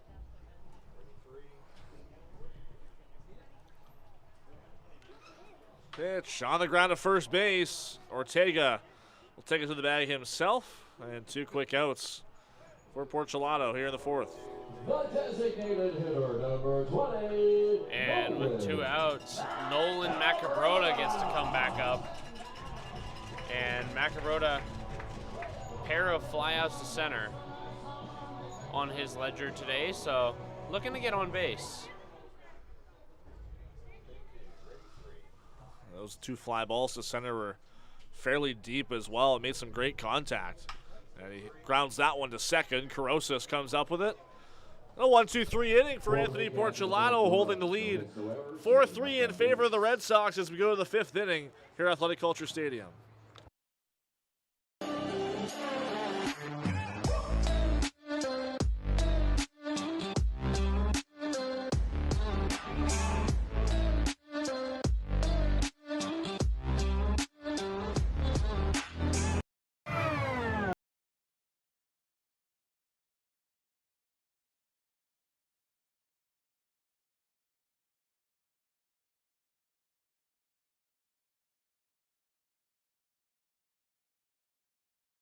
Jersey Mike's a sub above. Is it the premium meats and cheeses sliced on the spot and piled high on their in-store baked bread? Or could it be their hot, freshly grilled subs? How about all of the above? Jersey Mike's, a sub above. Visit Alliance Billiards and Sports in the northeast end of Barrie. A fun, friendly family environment offering pool, darts, karaoke, and live entertainment. Enjoy a large variety of delicious food and drinks on the patio. You'll come as a stranger and leave as a friend. Thinking about doing a renovation but don't know where to find the best prices and quality? Go to Reno Liquidation Depot, where you'll find vanities, flooring, toilets, exterior doors, and so much more. Visit Reno Liquidation Depot today.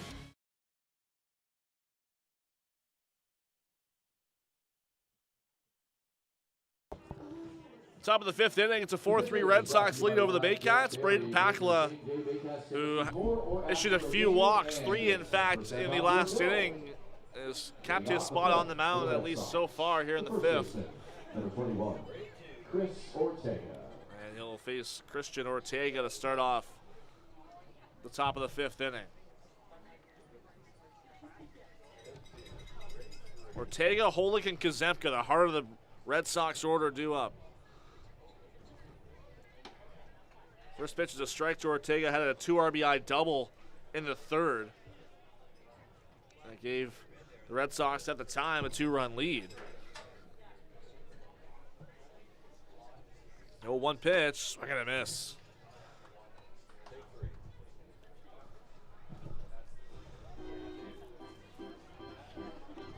Ortega 1 for 2 with a strikeout and the aforementioned double.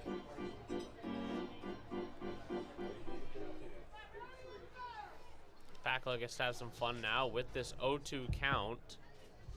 Has some room to work. Popped out of play on the right side as Ortega stays alive.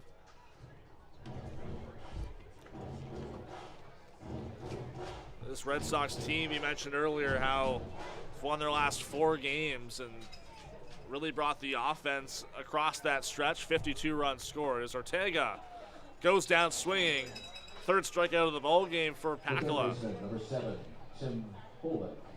But in that stretch, 52-23, they outscored their opponents, but they've climbed up the offensive leaderboard, so to speak. They're now ahead of the Baycats in terms of team batting average by a couple points, as well as team OPS, 4th in the CBL at 837. Well, the Baycats over the last few games, they've been consistently sitting at that league average spot. As it's gone up and down, the Baycats seem to fluctuate right alongside it. The Baycats have not seen a game with double-digit hits this week. The last was against Kitchener on Sunday. Maxing out at 7 throughout this week, and now their 4th game. They're at Hamilton on Tuesday at a 6-3 win. 12-inning game. They really struggled offensively throughout on Thursday, and then last night a 7-hit effort against the Jackfish. Hollick takes it outside.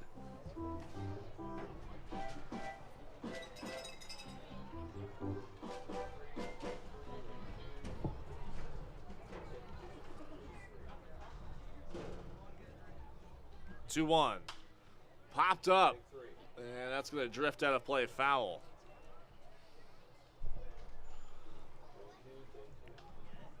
Hollick drove in a run with a double to shallow right center field his last time up, extending his on-base streak to 17 games.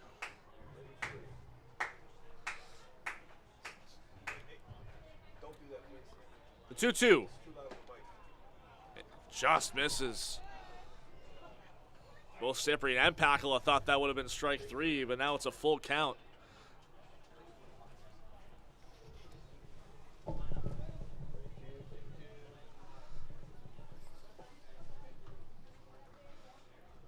Top of the 5th, 1 out. It's a 3-2 pitch for Braden Pakala. And it's low. Another walk for the Baycats lefty. The designated hitter, number 45. Saw walked 3 consecutive batters last inning, and it was at that point that we saw a mound visit from Andrew White. Brad Grieveson was warming up, and after Pakala was able to get out of that frame, Grieveson sat down, making it obvious that this is Pakala's inning. All he needs is a double play here against Christian Kazemka, the former Baycat, who pops it up toward the Baycats dugout. Noah Hall runs out of room. Kazemka was intentionally walked as Pakala was coming into the game. That walk charged to starter Ronnie Rosario.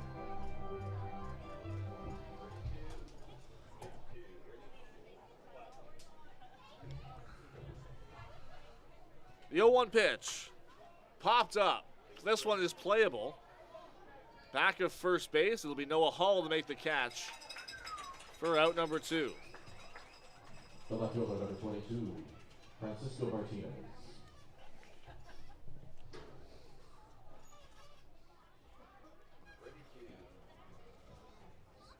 Now 2 out here for Pakala against Martinez. The first batter he faced in the ball game struck him out on 3 pitches. Martinez has gone down swinging both times he's been up this afternoon. First pitch is inside. Well, not going to be a 3-pitch effort in this at-bat. Still looking for that K, though.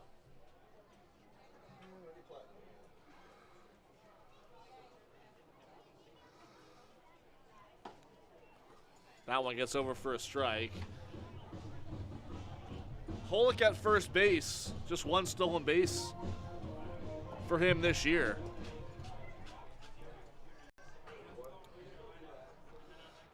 A modest lead against the lefty Pakala.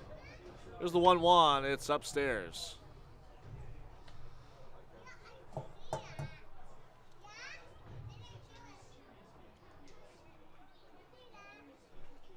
Talking to Christian Kazemka, we just saw a moment ago before the game, and mentioned how it really is at this point the goal to become a 500 team.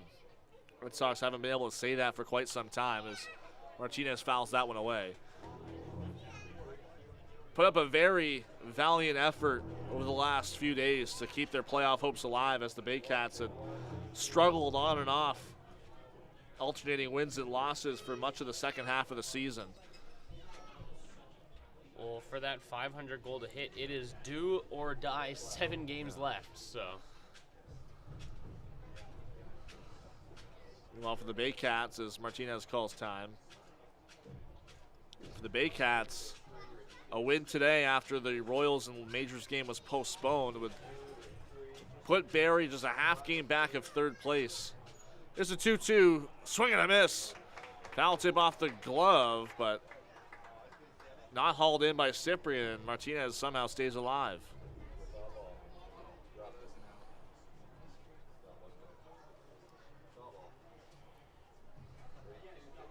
So reset, another 2-2 pitch coming from Pakala. Outside, counts full. You look at the standings, Baycats 5.5 games back at first, so they're not going to have enough to contend for a pennant this year. But an outright semifinal berth is what they're gunning for. 3-2, runner goes, and it's fouled off by Martinez. Well, even from the opening pitches of the season, every team's goal was to avoid that 4 or 5 slot where it's one and done.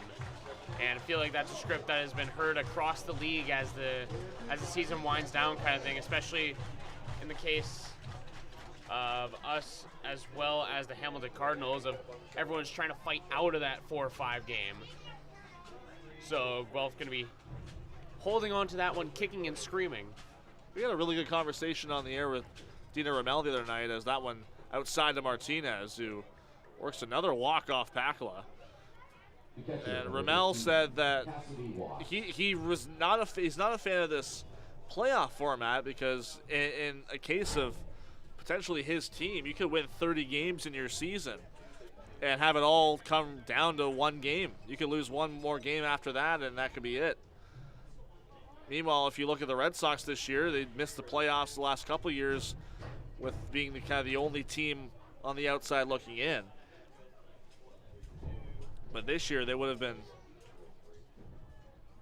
squarely in that playoff mix as a team that has found some life ahead of the end of the season. But with all the format changes and obviously the league status change and a lot of different changes in the landscape of this league this season, not the case. Brantford's got a full 4 games up on both Kitchener and Toronto, and 6 games over Chatham-Kent, so definitely would have been sitting a cut above the rest. 1-1 as for Cassidy Watt. Just walked and struck out. That one low and in. Pakala has walked 2 this inning. He's walked 5 overall. He's yet to get through 2 complete innings.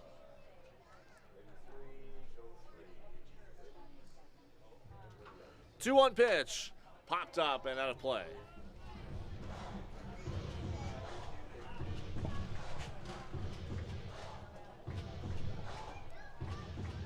Still a good turnout for a Saturday afternoon ball game. There's part of me that wants to know what the single game record is for a kid collecting how many baseballs, and see, especially because they have that $5 per baseball thing that they've been doing, the Baycats bucks. I want to see how many of those, or how well all the kids could pull together to go buy a jersey. Swing and a miss from Watt. Pakala gets the K to get out of the 5th inning. The Red Sox still lead 4-3 as we're halfway through here in Springwater. Danielle May Real Estate, supporting the Barrie Baycats and ready to help with all of your real estate questions. What is your home worth? Should you sell now or wait? Danielle is dedicated to your success. The next time you think real estate, think Danielle May.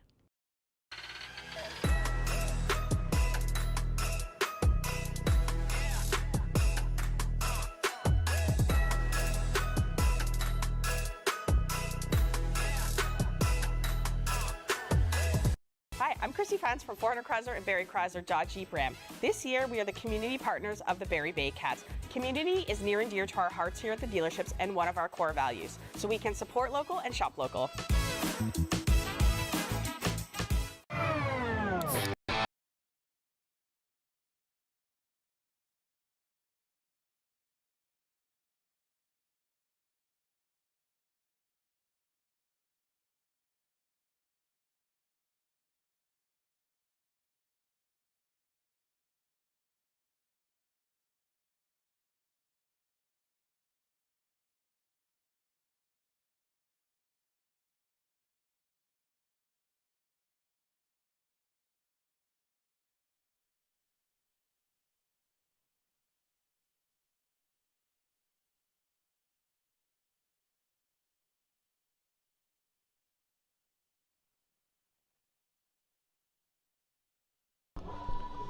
Fifth inning is brought to you by One-Eyed Jack Barrie. Bring your same-day Baycats tickets before or after a game and get 10% off your bill.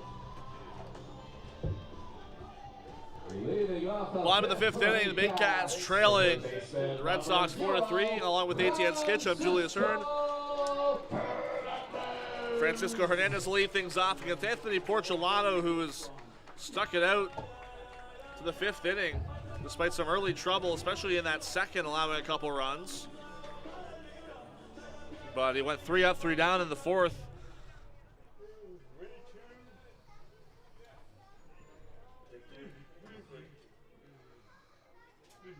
First pitch is up and in. I think that got a piece of Hernandez, and it did. Showed bunt leaning in, and just like that, the Baycats have a base runner. Scary sight there. That was very close to the head face area of Francisco Hernandez, but he seems to be okay. The first baseman, number 28. So now here's Noah Hull.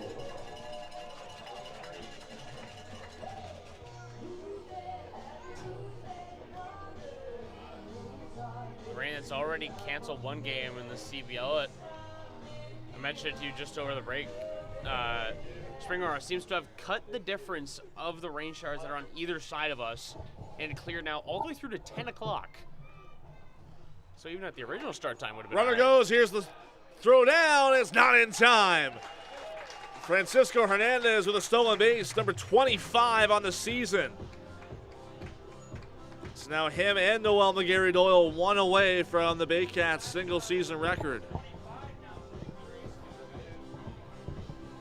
A two-way tie now between him and Noel McGarry Doyle for who can chase Ejo's record.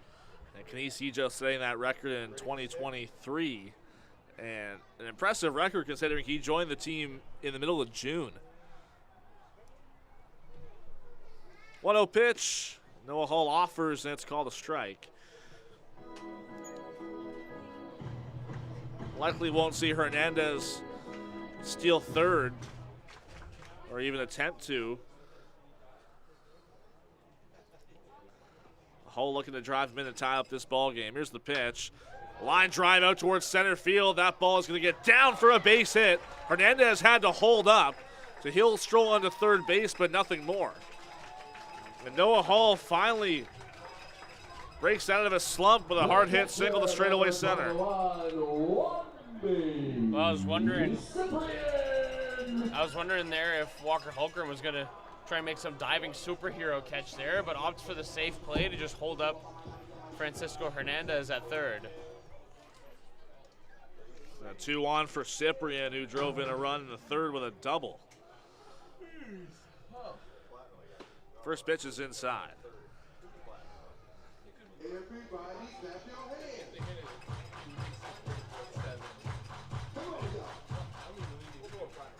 Porcelato over 80 pitches. Catalin Morin still warming up in that Red Sox bullpen.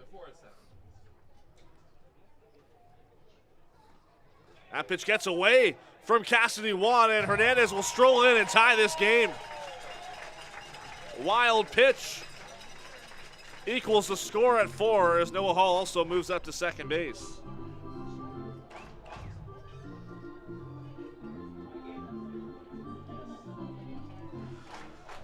Pitch was in the dirt and got right through the legs of Cassidy Watt.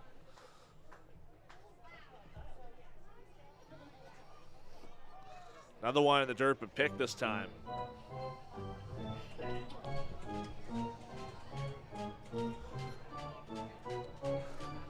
So 4-4 tie now. Go ahead run for Barrie at second base.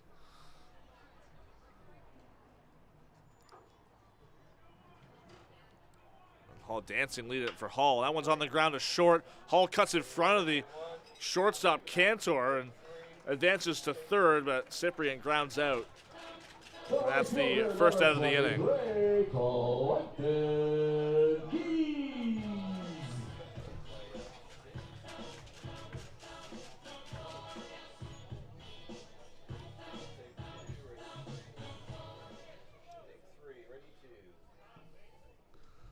Clayton Keys now with an opportunity to drive in Hull. The infield moves in for Brantford as time is called. Just one out in the inning. They're going to try and cut down the base runner. Keys 11 RBI on the year, and with runner at third, he's got some room to play. Called for the swing there, 0-1 already, the advantage for Porcelato.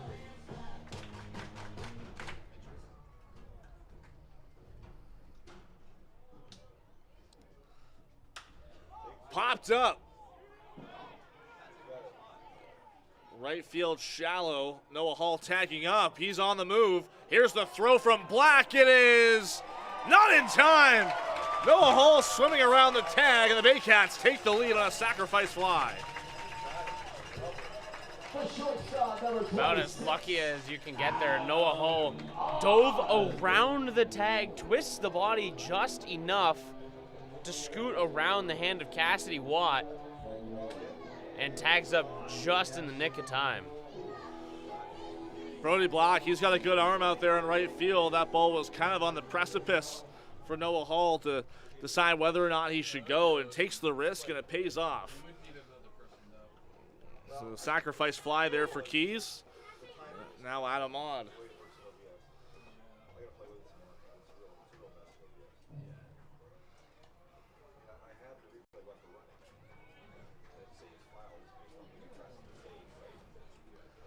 Two runs in the inning for Barrie to take the lead. And it's now 2-0 here on Adam Odd.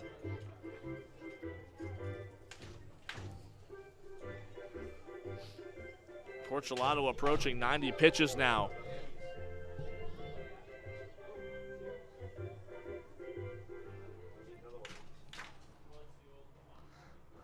In the dirt, quickly 3-0. Odd walked his first time up and flew out to left. Back in the third.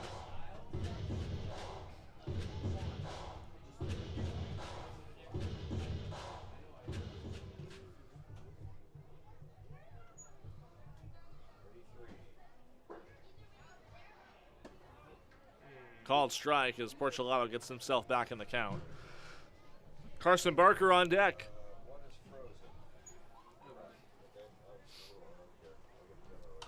Odd pops it up out of play, and just like that, the count's full. Had a long way to go to work himself back in, but strike call and a foul brings it back to full count with 2 outs. Sun beaming down here at Athletic Culture Stadium. Thought when I took off my sunglasses earlier I wouldn't need them anymore. Now I feel like I'm blind. Upstairs on, he works a 2-out walk. The second baseman, number 32, Carson Barker.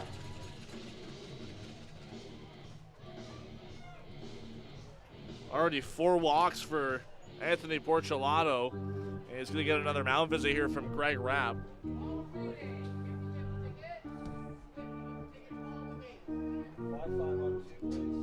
Catalin Morin has been warming up, the left-hander in that Red Sox bullpen for quite some time. You'd swear he's done a full outing's worth of pitches over there in the bullpen. It's a question now of not about if, it's when, as Rapp retreats to the dugout. Porcelato tasked with just trying to get out of this inning, limiting the damage to 2. Baycats have already taken the lead.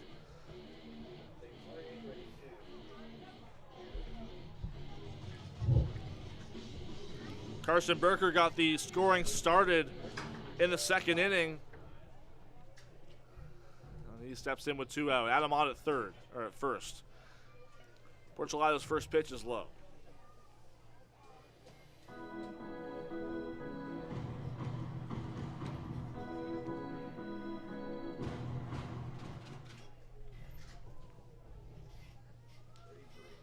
Working quickly here to try and get out of the 5th inning. Porcelato deals. Breaking ball in there for a strike.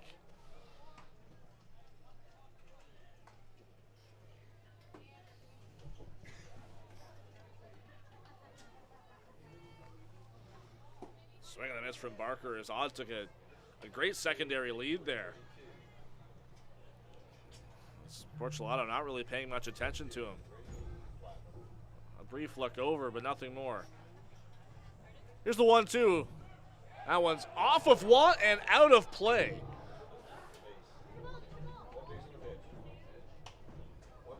So Adam Ott will move up to second base.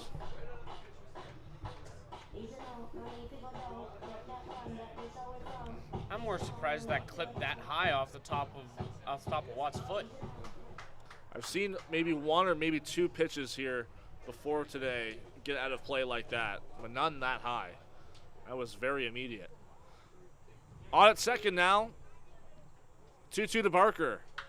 There's a liner down the right field line, but it's foul.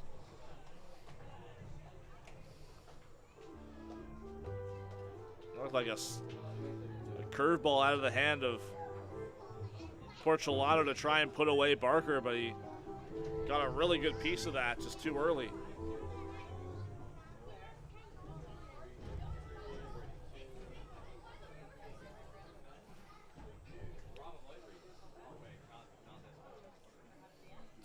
Two out. And that one's upstairs. 3-2 now. Full count, 2 outs.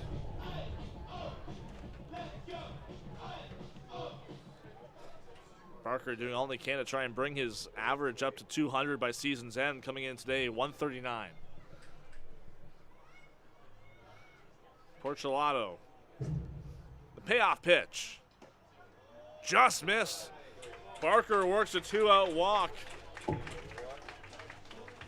the Baycats continue to threaten here as sees the Red Sox mulling over what to do at this point.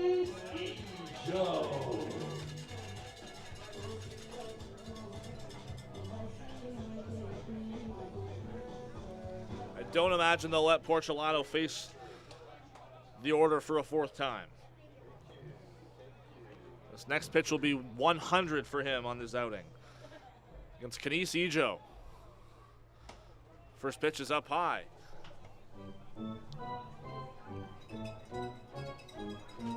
Already an average of 20-plus pitches per inning now. Foul back to the screen by Ejo.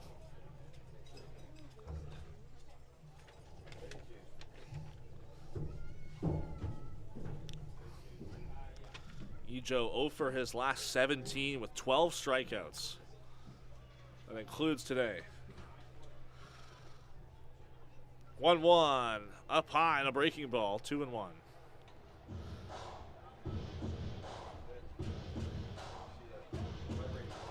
That slump, when it lasts that long, eventually tends to go to your head, and you know, Ejo's just looking at something to hit barrel, considering the first half of his year was, you know, MVP almost numbers, was leading the year in home runs, had, what was it, a 5-game stretch where he was 4 home runs in 5 games or something similar to that. And since then it's kind of faded almost. His batting average has fallen considerably this season, well below 300. Takes that one up and in, just barely was able to lay off. And 3-2 again. The runners will be in motion. Ejo 268 this year, a 748 OPS. Still leads the Baycats in runs batted in. Looking for more here.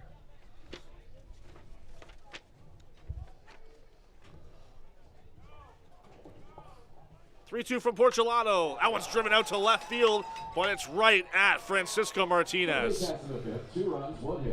But the Baycats bring in 2, they leave 2, and enter the 6th inning with a 5-4 lead over the Brantford Red Sox here in Springwater.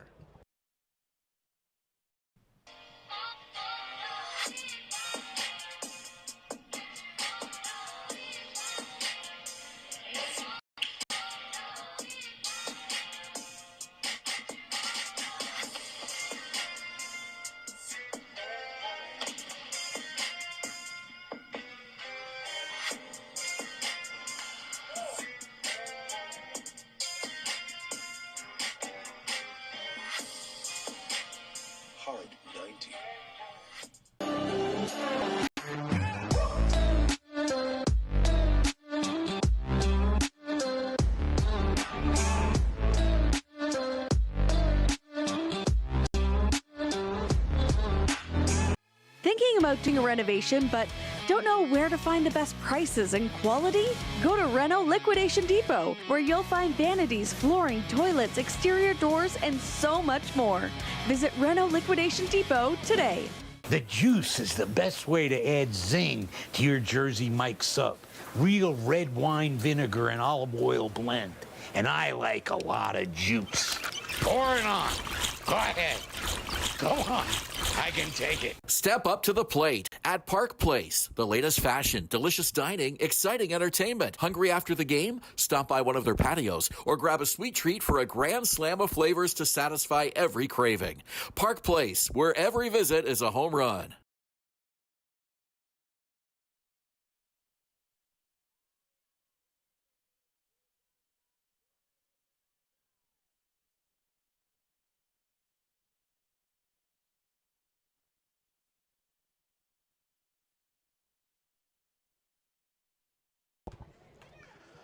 Welcome back to Athletic Kulture Stadium. I'm Julius Hern along with ATN Skitch. It's the top of the 6th. This game is official. We were worried about some potential weather this afternoon causing some havoc on the ball game.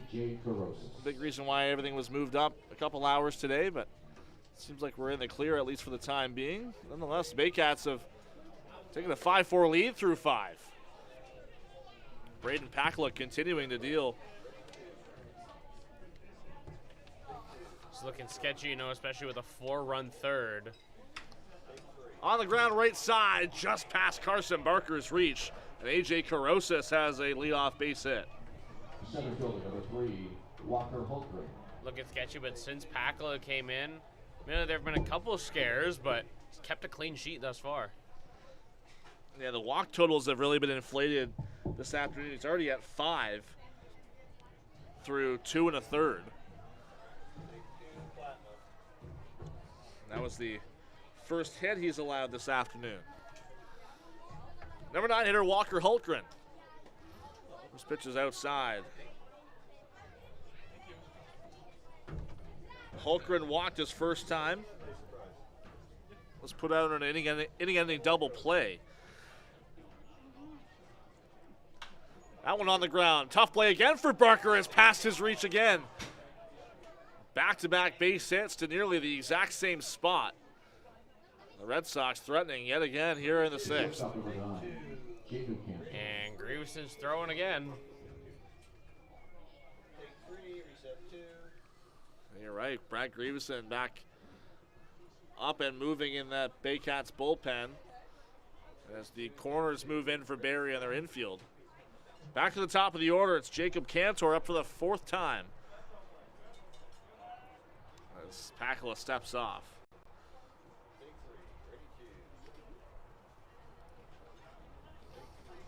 Wouldn't be surprised with a bunt here. That's why you see the corners in.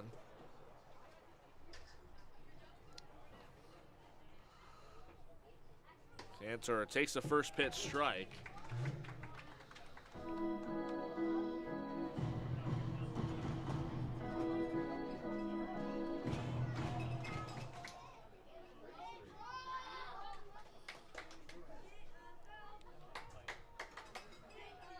Yo one is up and away.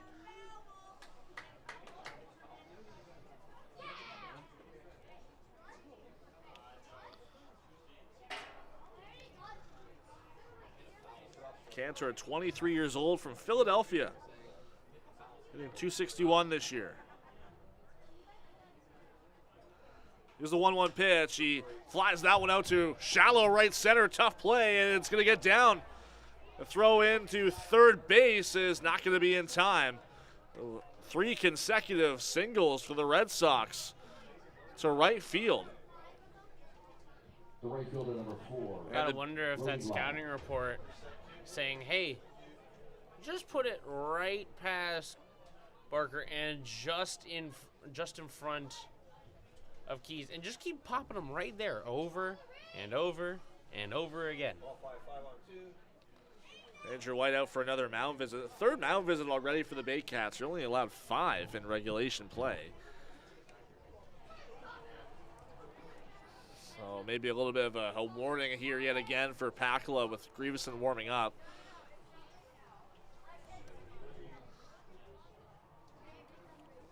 Especially with Brody Black set to step in. Still nobody out in the inning. Bases loaded for Brantford. Chance to get back into this one and potentially break it further open than the Baycats had.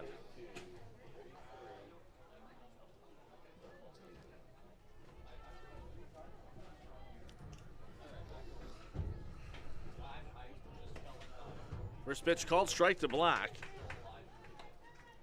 Well, Pakala's done one thing so far. It's every time he gets a mound visit, he immediately throws a strike, saying, hey, I still have gas in the tank. It's a positive sign for him to have that mental reset there. As Black takes it for a ride out to left field. McGarry Doyle going back. It's in play.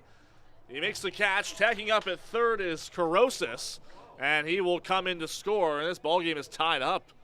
Brody Black with the sacrifice fly. And it's 5-5. Chris Ortega.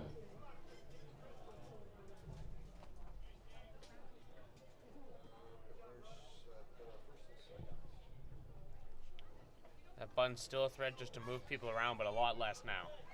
And wouldn't expect to hear from Ortega. Powerful bat. He's already driven in 2 with a double.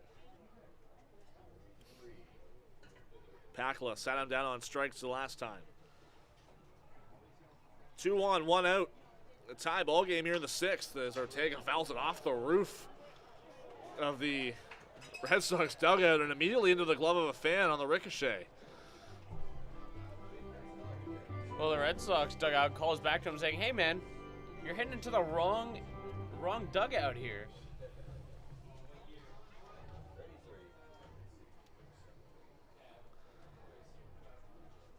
Pakala, look over at the base runners. Here's the 0-1 pitch. It's just outside.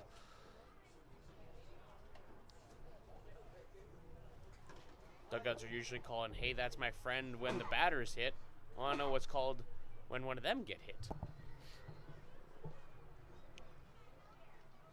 Have your eye on the ball at all times. Here's the 1-1. Another one outside. Pakala missing further and further away from Ortega. Walker Hultgren at second. Jacob Cantor at first. It's a 5-5 tie here at the top of the 6th inning between Barrie and Brantford. Fly ball out to center field. Canisijo a few steps in, makes the catch, and bluffing the tag was Hultgren. A nice throw in there from Ijo. 2 down in the inning now. Third baseman, number 7, Tim Holick. And the only thing standing in the way of Pakala, another completed outing here, is Tim Holick.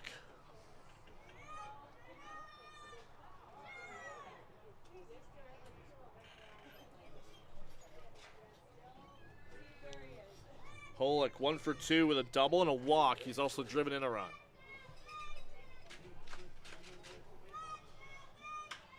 Slash that one out to right field. Back is Keys. There's a long way to go. It's off the wall. 1 run is in to score. Getting the wave is Cantor. Here he comes to home plate. The throw in is not in time. Another RBI double, bringing in 2 for Tim Holick.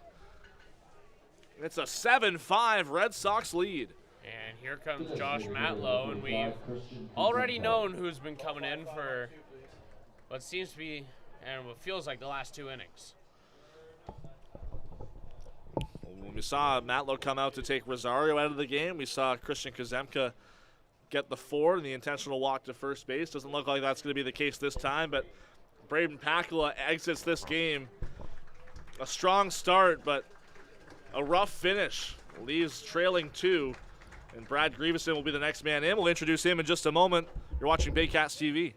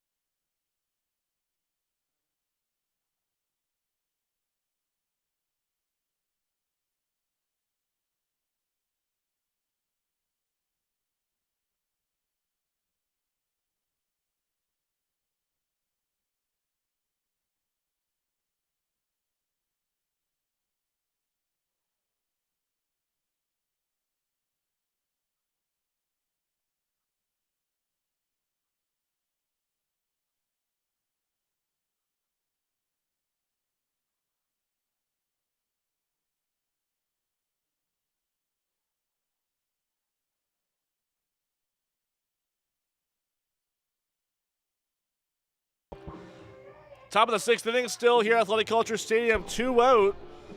Baycats now trailing 7-5, and they've gone back to the bullpen with Brad Grieveson. Grieveson comes into this one a 5.25 ERA. I believe that's the lowest of the pitchers that have entered in today. And he's got 12 innings pitched, 11 strikeouts across his 8 games played. Just needs a little bit more in terms of innings pitched to qualify for postseason play. And the first batter he'll face is his former teammate, Christian Kazemka. The 0-1 pitch is taken out to deep left center field. Back is Ejo and McGarry Doyle. It is gone. Christian Kazemka continues his hot hitting with a 2-run home run. It's 9-5 Brantford. That shot, you just hear the air get sucked out.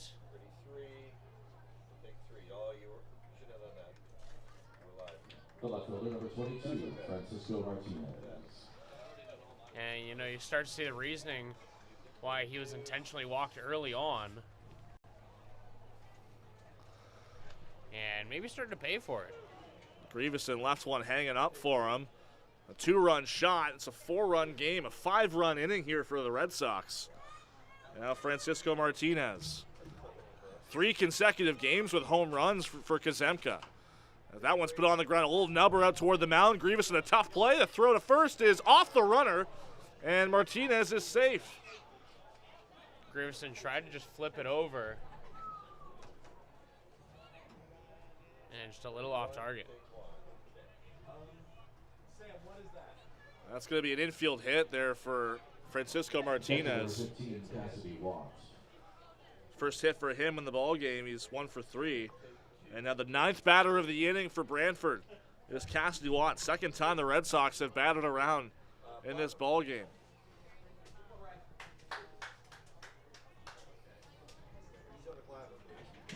One on, 2 out.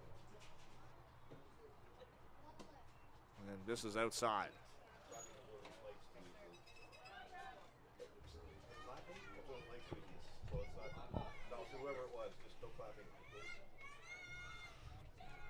Martinez the lead at first. Grieveson comes set. Pitch to Watt. Outside again, 2-0. Talk about the last few games of Brantford's season here being a litmus test and proving very, very well that, you know, they'll go down, they'll get scrappy, they'll take 4 and 5 runs inning off of you just because they can. Called strike, 2-1 here on Watt. Martinez at first, only 2 steals this year. An unlikely candidate to be put on the move here. He's on the move though, and that was fouled away. It looked like maybe a hit and run on there for the Red Sox.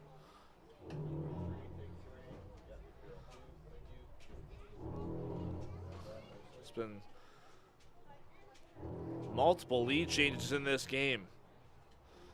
Barrie out to a 2-0 lead after 2. Red Sox clawed back, took a 2-run lead in the third. Barrie storming back up 5-4 after the 5th, and now up 9-5 is Brantford. We're not even through the top of the 6th inning. Took Barrie 3 innings to even come back from that deficit of 2. They don't have that many more to get back. 2-2 pitch, flown to deep left field, but that one's further and further foul toward the Red Sox bullpen.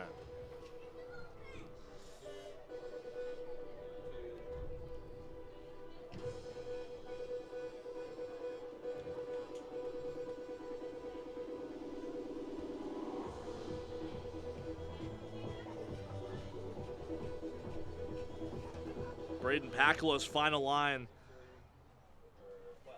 4 strikeouts, 5 walks, allowing 4 earned runs on just 4 hits. 2-2 is outside. He's only able to get through 3 full innings.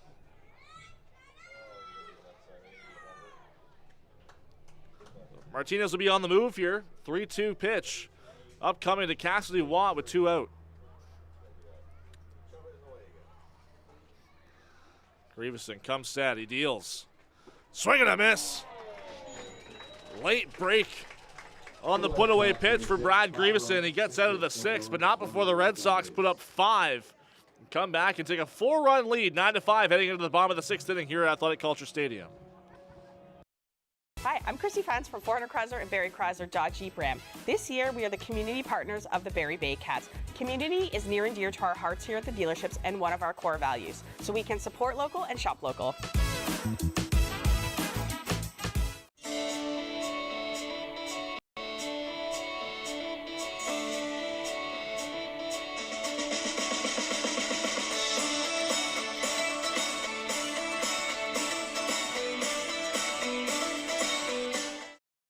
'Join Team BKGC. Inside 17,000 square feet of dedicated gymnastic space, athletes of every age and level come together.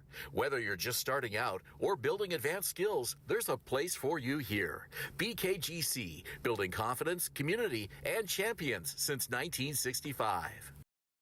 Visit Alliance Billiards and Sports in the northeast end of Barrie. A fun, friendly family environment offering pool, darts, karaoke, and live entertainment. Enjoy a large variety of delicious food and drinks on the patio. You'll come as a stranger and leave as a friend.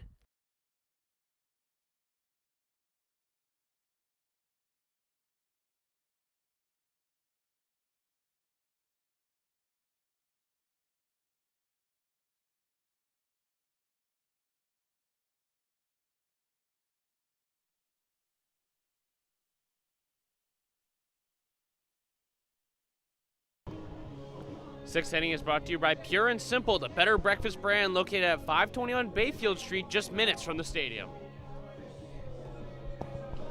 Bottom of the 6th inning, the Baycats with their largest deficit in this ball game, and they'll have to face a new arm out of the Red Sox bullpen, lefty Catalin Morin. Morin comes into this game a 2.08 ERA. We said with Grieveson he had the best ERA among the relievers coming into this one, but by far now it's Morin. Was traded back in I believe it was mid-June and he ended up joining in this squad. He's played 3 games, one of those a start, 4.1 innings pitched, 3 strikeouts to his name.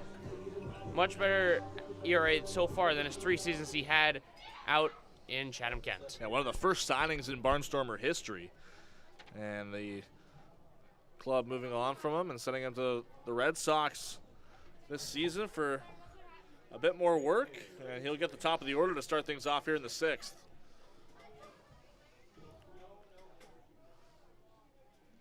First pitch to Noel McGarry Doyle's up high. Talk about being thrown into the fire and flames as a reliever, being thrown right into the top of the order.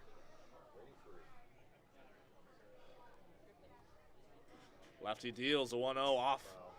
A check swing foul off the bat of McGarry Doyle.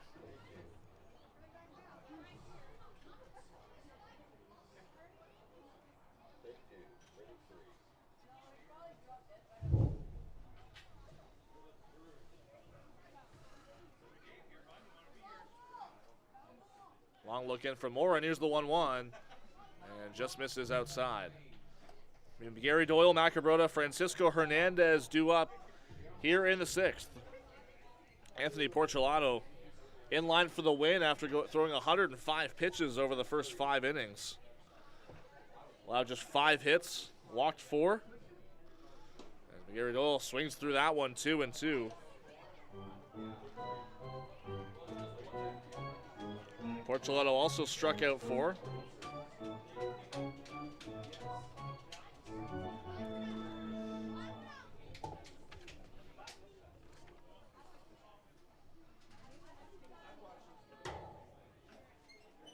Two on the way. On the ground is short. Cantor moves in. The quick throw to first is high. And not there is Ortega. He comes off the bag. And that'll be the first error charged to the Red Sox this afternoon. The designated hitter, number 20. Just brutal, that throw there, just a couple feet high and maybe a foot wide. And by the time that Chris Ortega was able to get his foot back down onto the bag, McGarry Doyle is using all that speed to get there.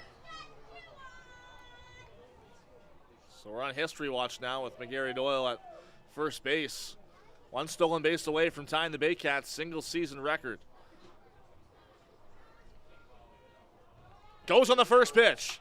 On the ground. Stays out of the double play. The throw from Carosis is in time. And that'll be the first out in the inning. Almost leaving us on a cliffhanger there with Macabrota making contact.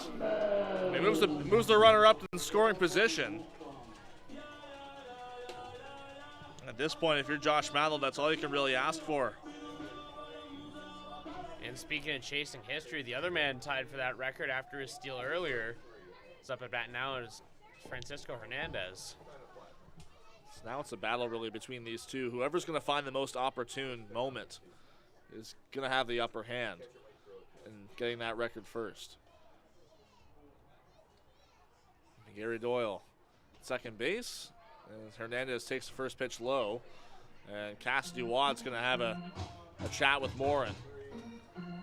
You got to imagine, especially with the few games that they have left in the season, one of them is going to break that record. It's just a ticking time clock there of when. Both of them really often have the green light. It's just about finding the perfect spot to make the move. Gary Doyle the lead at second, being held honest there by Carosis, the second baseman. Here's the 1-0. It's low. It looks like Oscar Moretta throwing for the Baycats in their bullpen.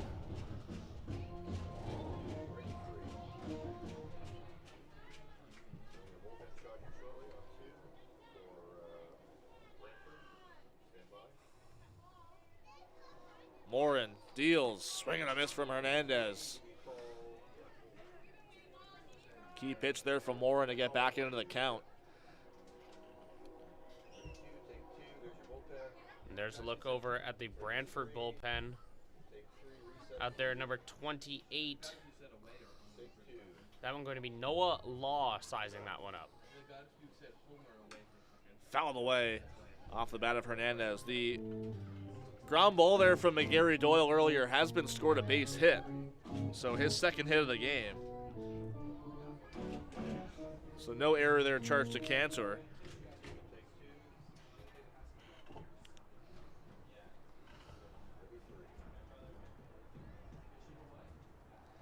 Morin looks back. Comes in with the 2-2. It's spiked into the dirt, blocked by Watt. And the count is full here on Hernandez. Red Sox a 4-run lead, 9-5 here in the bottom of the 6th inning. A 4-run third, a 5-run 6th for the visitors. Here's the 3-2 outside. And Hernandez works a walk. I'm just thinking if your number is chasing here, a call for a double steal would be all sorts of fun to see which one the defense prioritizes, and the other one ties it. Would be a very interesting way for either of them or both of them to tie the record if it was a double steal situation.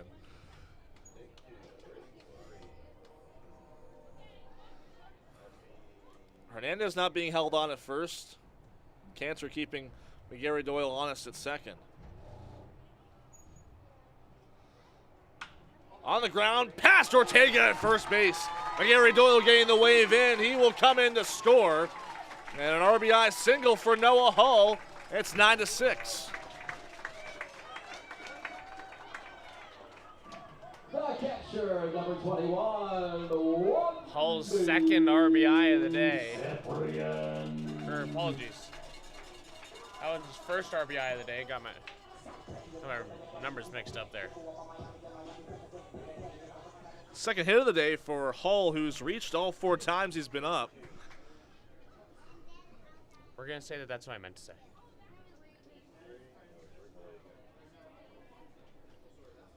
Runners in the corners, 1 out for Wandy Cyprian.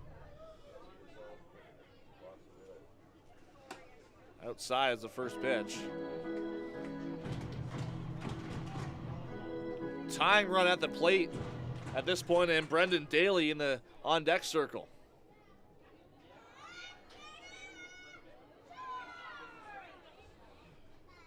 The 1-0. Called a strike, just catches the inside part of the plate. Again, that left center just being left entirely wide open. Yeah, Francisco Martinez in left field playing fairly close to that left field line as there's a throw over. First base, the tag is applied and put out is Hull, but Hernandez comes in to score. So, although he's put out, a productive move at first base for Hull to bring in his teammates, 9-7. Would that count as his 26? That would. That actually does count as number 26. You don't think of it very often. That will tie the record. Francisco Hernandez going to tie it up and overtake McGarry Doyle for stolen bases. That will tie Kenise Ejo's franchise record for stolen bases in a single season. Stealing home plate. 1-1. Cyprian. Tough try to check his swing there and goes pretty far around. Caught off guard by that breaking pitch from Morin. So 1-2 now.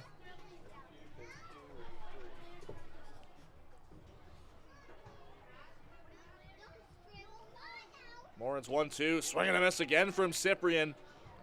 Put down on strikes, but the Baycats are started to claw back. 2 runs here in the 6th. And it's a 9-7 Red Sox lead heading into the 7th inning. Danielle May Real Estate, supporting the Barrie Baycats and ready to help with all of your real estate questions. What is your home worth? Should you sell now or wait? Danielle is dedicated to your success. The next time you think real estate, think Danielle May.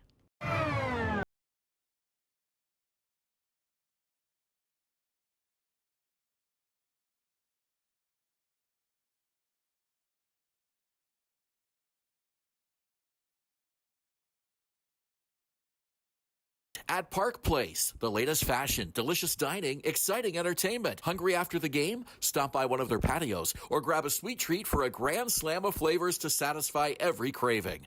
Park Place, where every visit is a home run. What makes Jersey Mike's a sub above? Is it the premium meats and cheeses sliced on the spot and piled high on their in-store baked bread? Or could it be their hot, freshly grilled subs? How about all of the above? Jersey Mike's, a sub above. Barry, this one's for you. My name is James Anderson, owner of Sinclair Sports Medical Center. We find what's actually going wrong with your body and we make a plan to fix it. And I've spent years helping people in this city move better and hurt less. We want to help you feel like yourself again. Come see us and let's get you back to living your best life.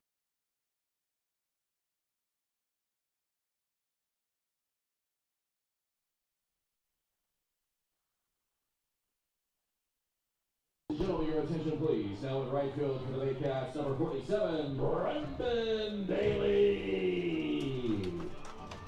And on the pitch for the Baycats is number 54, Oscar Loretta. Top of the 7th inning here at Athletic Kulture Stadium. It's been a tight one all game. 9-7 the Red Sox lead. Baycats have had the lead very briefly a couple times, have clawed back once, and they're in the midst of trying to do so again, but at this point it's an attempt to hold the Red Sox hot offense, and now up to the task, Oscar Moretta. Oscar Moretta walks into this a 3.95 ERA, 19 games he's pitched, 27.1 innings in that effort, 33 strikeouts. Already has that playoff eligibility by wide margins. So looking to extend this one. First pitch is taken for a ride out to right field. Brendan Daly, new in the game, makes the catch. Coming into the game defensively for Clayton Keys. He was in the on-deck circle and would have batted in the last half inning, but takes the place in this top of the 7th. The center fielder, number 3, Walker Hultgren. So Carosis put out in the flyout, and now Walker Hultgren will step in. Hultgren is 2 for 2 with a couple singles, an RBI, and a walk. Very efficient out of that number 9 spot for Brantford. Moretta's first pitch, called strike.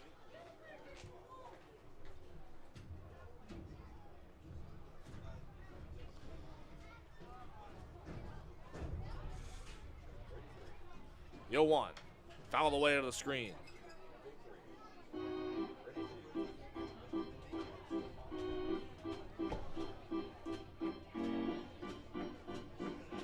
Moretta pitched 2 innings on Thursday, following Frank Garces and that loss to the Royals.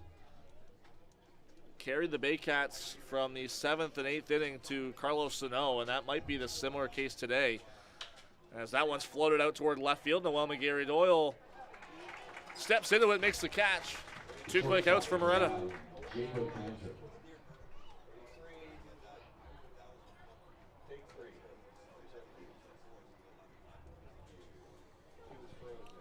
It's back to the top of the order. 5th time up for Jacob Cantor. 1 for 3 with a walk, scored twice. Moretta's first pitch just catches the outside part of the plate. Really felt a drop in temperature as this inning got underway at the ballpark. A bit more cloud cover. There's the 0-1. On the ground is short. Adam Odd charging in, and Hernandez caught in front of him, but Odd still makes the play. It's a 3-on-3 down inning for the Barrie Baycats and Oscar Moretta. Stretch time here at Athletic Kulture Stadium, but Baycats still trying to claw back. It's 9-7 Brantford going to the bottom of the 7th.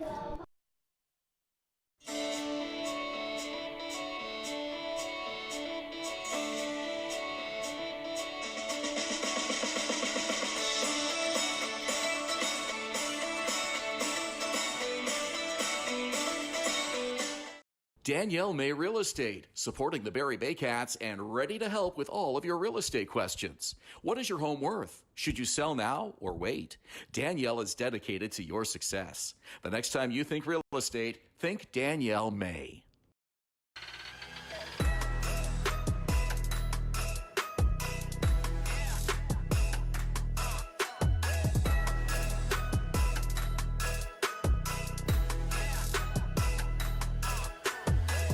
Hi, I'm Chrissy Fans from Hern and Barrie Dodge Jeep Ram. This year, we are the community partners of the Barrie Baycats. Community is near and dear to our hearts here at the dealerships and one of our core values, so we can support local and shop local.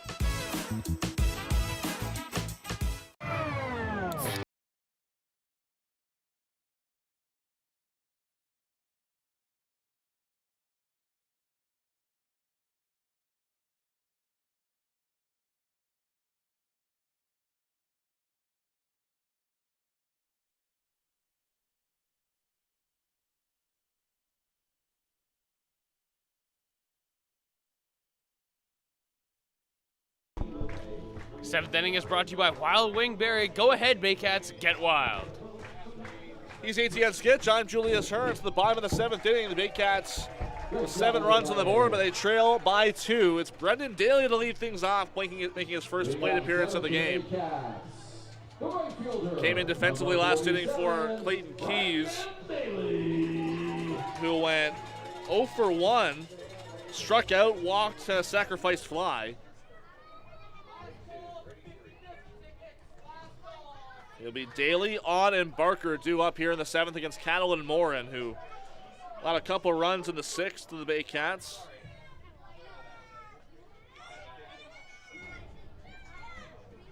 First pitch to Daly is well inside.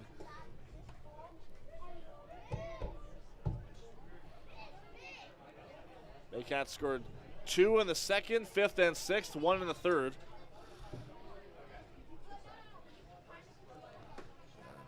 Waving a miss from Daly, 1-1. Just takes a swing on that a little early and snuck past him.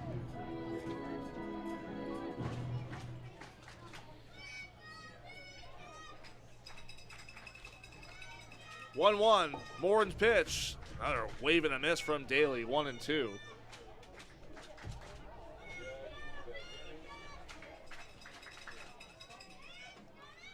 Daly's really found a role on this Baycats team, although he's not in the starting lineup every day. 1-2, fly ball to straightaway center field. Back is Hultgren. He will settle underneath it and make the catch for the first out of the inning. Well, right as that ball got off his bat, big gust of wind comes launching that away from any kind of trajectory it had. Almost felt like that one came in from left center. Kind of pushed that back and kind of shot its momentum clean the foot. Adam Ott is 0 for 1, a couple walks tonight. First time facing Morin.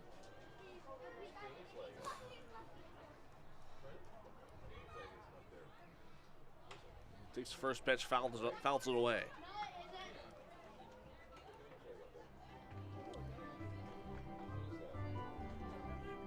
Carson Barker in the on deck circle.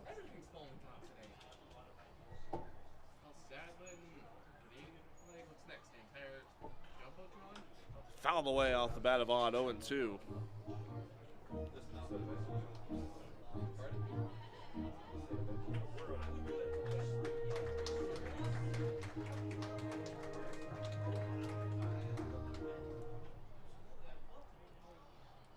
Looks like another arm up in that Brantford bullpen. Right-hander this time. 0-2. And off the body of Watt and to the screen, 1-2.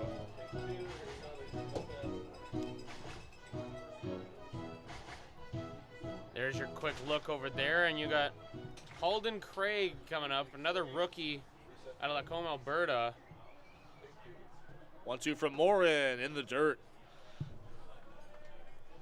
Of course, we'll probably see him later on. Do the full deep dive then.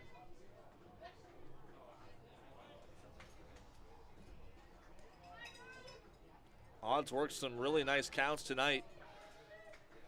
2-2 here. Morin's delivery just misses, and the count is full. Adam Odd with 2 walks already this afternoon.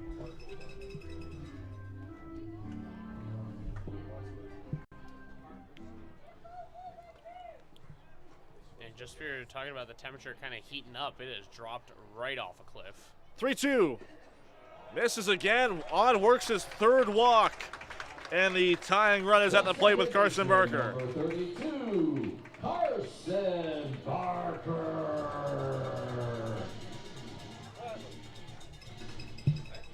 I will say, out of the player headshots that we have, Carson Barker's most definitely looks like he's the most upset to be there.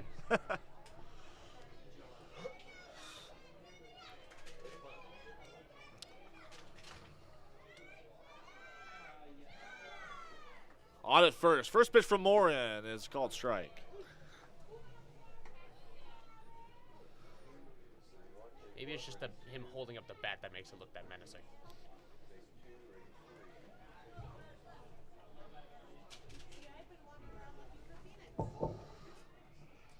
Baycats 7 runs on 7 hits. Red Sox 9 runs on 9 hits. Called strike again on Barker. He's down 0-2. Got the scoring started in the first with an RBI single. He's struck out and walked since. Kenise Ejo on deck if he can stay out of the double play. And time is called. Looks like a balk is called on more in there, and he knows it. So Odd will move up to second base. Shrugged his shoulders and just kind of accept that it's happened. Nothing you can do. Just get your head back in the game. Get ready for your next pitch. I didn't even see what caused the balk. 0-2. In the dirt, blocked by Watt. It seemed like it was something. It was disengaging from the rubber, and it seemed like it was based off of that.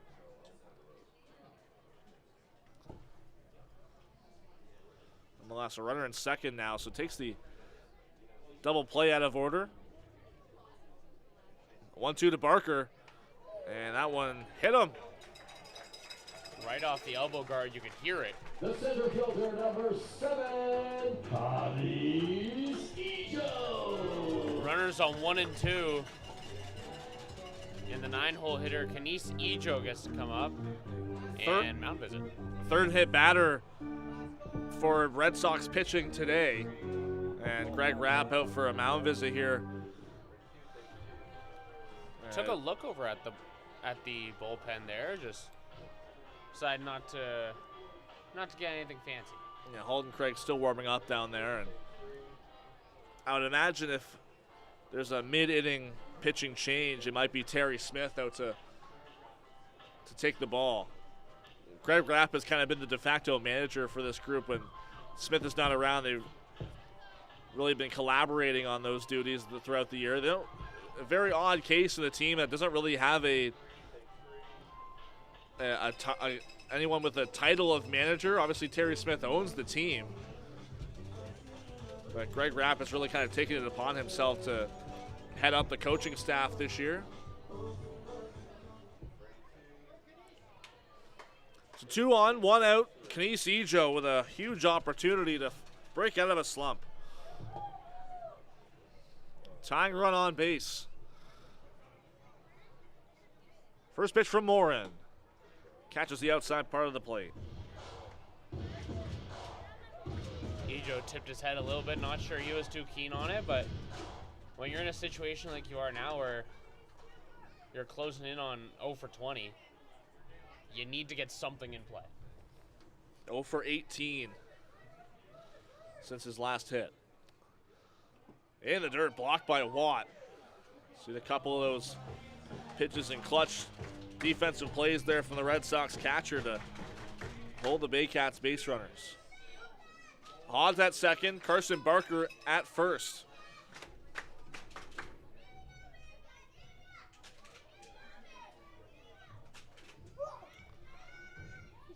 The 1-1 offering.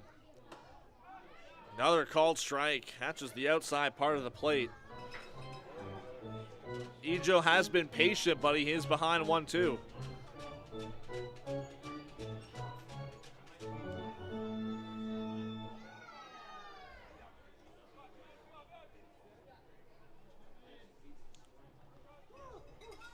Look back at Odd. And another balk called on Morin. Has to be something here with his shoulders moving because it didn't look like he disengaged from the rubber. Not asking for an explanation. So now second and third with just one out in the inning, and you'll now see the Red Sox infield move in. No, being redirected to move back out. 2 balks in the inning for Cattle and Morin. Was up 1-2 here on Kenice Ejo. Here's the pitch. Outside. Staying away from Ejo a little bit there and extends too far away.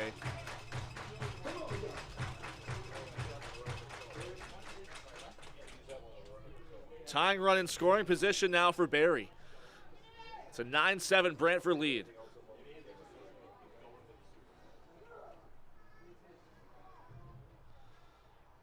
Here's the pitch. Just missed high.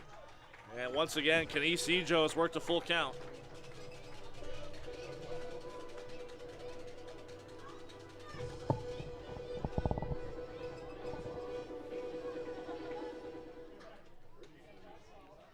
Noel McGarry Doyle on deck.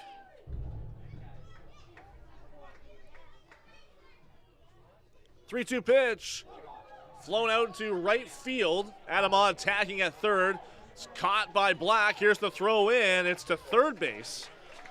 And it's a sacrifice fly for Kenice Ejo. It's a one-run ball game. The left fielder, number 95. Puts another run on the board. Cuts the deficit in half. And back to the top. This will be a pitching change. Second mound visit of the inning, and Greg Rapp will take the ball from Cattle and Morin, who leaves with the tying run at second base. And Halden Craig will take over. We'll introduce him in just a moment. You're watching Baycats TV.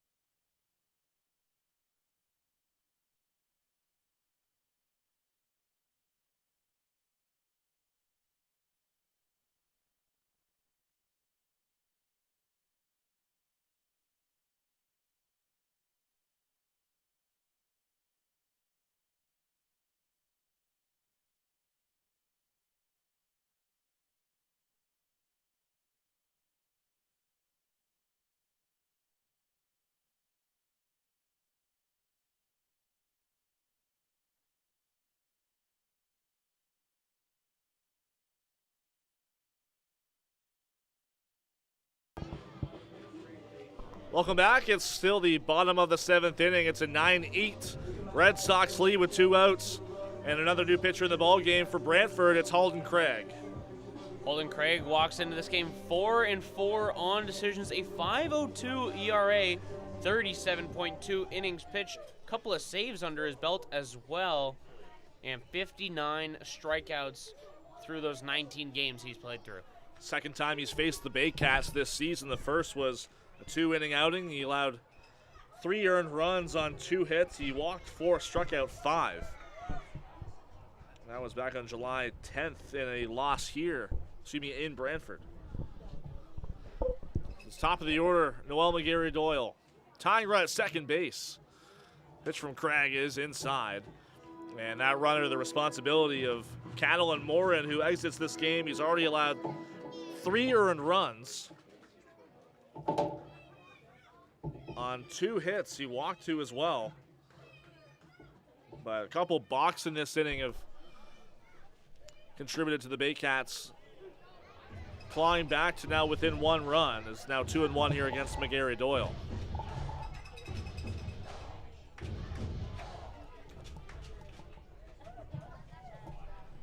Morin struck out 1, he walked 2. Craig's 2-1, fouled away.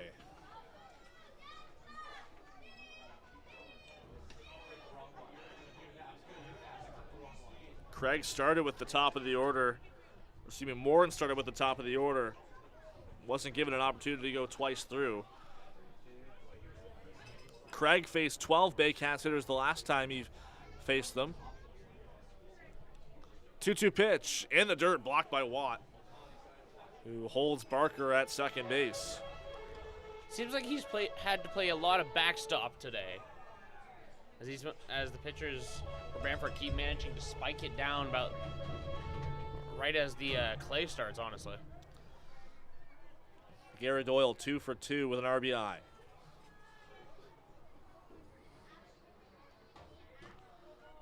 Three-two pitch. Inside, he works the walk. First one issued by Craig. Designated hitter number 20, Nolan Macabrota. And big power for the Saskatchewan native there, and he's got 2 runners on. Chance to blow this one open and give the Baycats back the lead for the first time in a long time. He sits 3 RBI away from 100 in his career. And he could hit that milestone with 1 swing of the bat here. Baycats trailing by 1, the tying run at second base. Craig looks over at Barker. First pitch to Macabrota is swing and a miss. Foul tip into the glove of Watt. Brought the high heat to start off the power hitting DH for Barrie.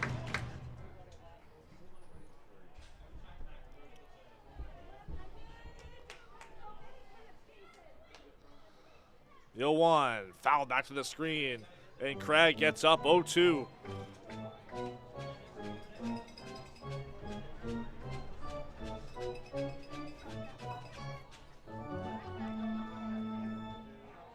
Baycats have scored in each of the last 3 innings, including this one.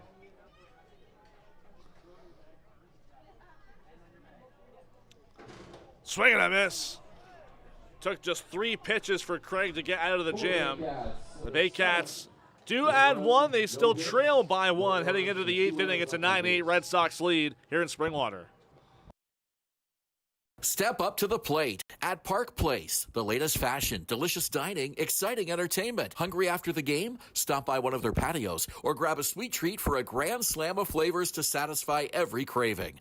Park Place, where every visit is a home run.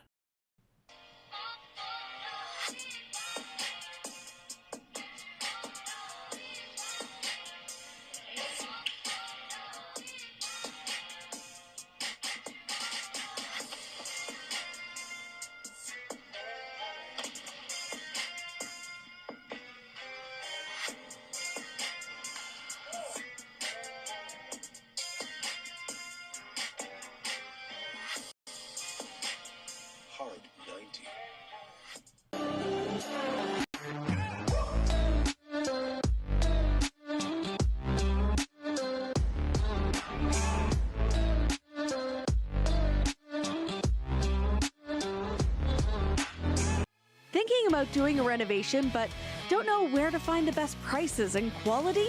Go to Reno Liquidation Depot, where you'll find vanities, flooring, toilets, exterior doors, and so much more. Visit Reno Liquidation Depot today. The juice is the best way to add zing to your Jersey Mike sub.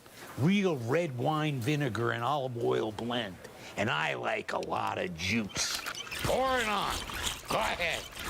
Go on. I can take it.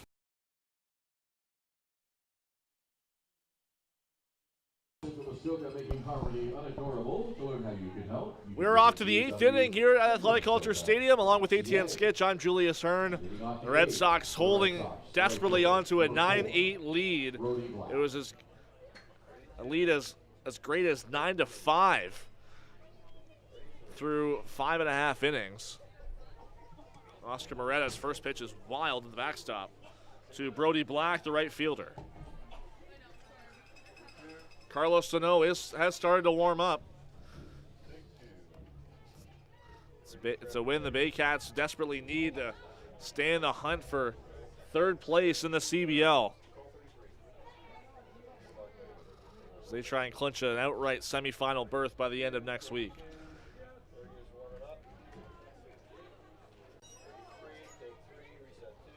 Pitch from Moretta is outside again, 2-1.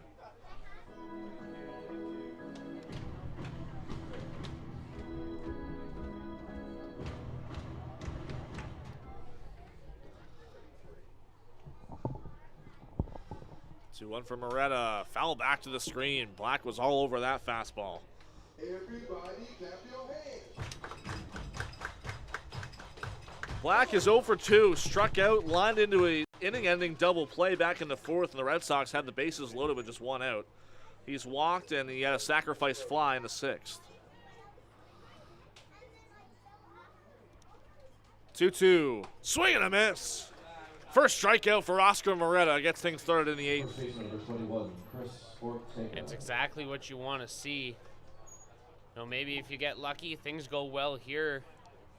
There's always the option to leave Moretta in, but I doubt they would, especially when they want that guaranteed outing for the closer. Sano sits there slowly warming up. Sano would be available today and tomorrow, but if you're Josh Matlow and you don't have to use Carlos Sano today, that would be a positive. Baycats, as I mentioned, play the Red Sox again tomorrow, and then it'll be at Chatham-Kent to resume a suspended game on Tuesday. Quickly up 0-2 here on Christian Ortega, who's 1 for 3, couple strikeouts, but a big 2 RBI double back in the 3rd. And there's the look at Sano as he starts warming up. And the look, as soon as I say it, disappears.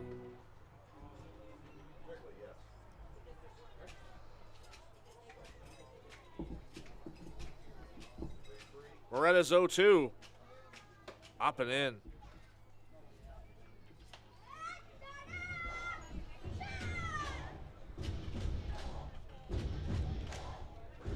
Moretta came in last inning in relief of Brad Grieveson, who his outing only lasted a third of an inning. 3 batters long to close out the 6th. Fly ball foul off the bat of Ortega.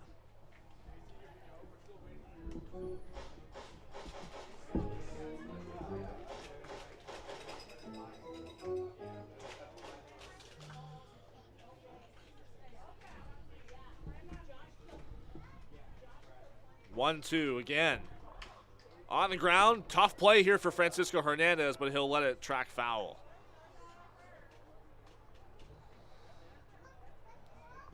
Ortega just got it off the end of the bat. It would have been a tough play for Hernandez, likely maybe an infield hit for the Red Sox first baseman.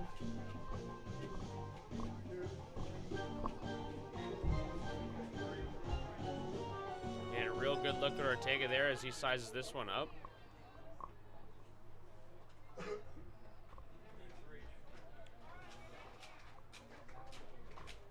Long look in from Moretta. Here's the 1-2. On the ground, foul again. Ortega's put together a nice at-bat here.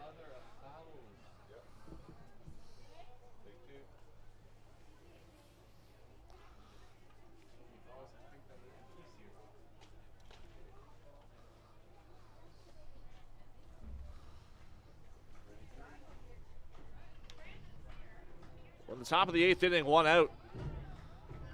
Ortega looking to add on to a slim 1-run Red Sox lead. Did he go? Yes, he did, says home plate umpire Mike Kinnear. Back-to-back strikeouts for Oscar Moretta.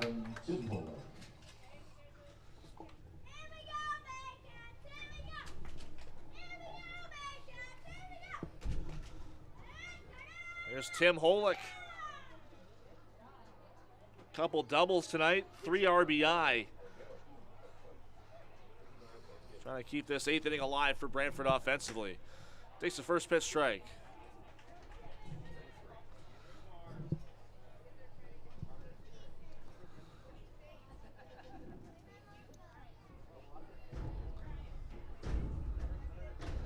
Foul off the mask of Wandy Cyprian. Punched it right off his face. Brantford scored in the 3rd 4 runs, in the 6th 5 runs, and that's it. They've threatened in multiple innings, but only being able to capitalize in 2, and they still lead 9-8. Line shot into right field. That's a base hit. Holick, his 3rd hit of the day, extends things here in the 8th for Brantford. My question here, considering they're scoring roughly that every 3 innings, is how big will the 9th be? They've got 4. They've got 5. That would be a lethal, roughly, if the trend counts, 6 daggers thrown into the Baycats' hopes and dreams. Christian Kazemka homered off of Brad Grievous in his last time up. It's well out in front of that pitch from Moretta, 0-1. Home runs in 3 consecutive games for the former Baycat. His 6 home runs this year coming in his last 5. 0-1 pitch, up and in. Had a great conversation with Kazemka before the game. Hadn't talked since he was here in 2023, but mentioned how he was surprised to see his OPS go from 600 to over 1,000 in just a matter of maybe 2.5 weeks. Ended today on a 7-game hit streak. Many of those 2-3 hit efforts. Actually,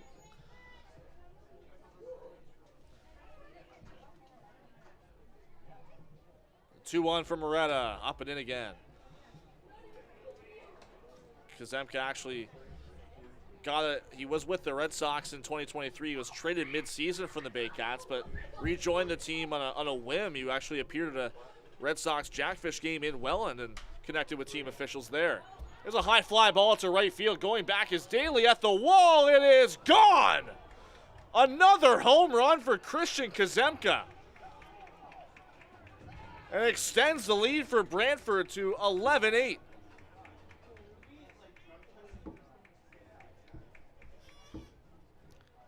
He's had a 3 home run game. He's now got a pair. He is starting to most definitely look like the most lethal bat in the back half of the season. Teams are celebrating that Brantford is not in the postseason at the moment because they look terrifying. It's a scrappy bunch for sure as Moretta appeals to third base. And maybe the question is if Kazemka touched third, but unless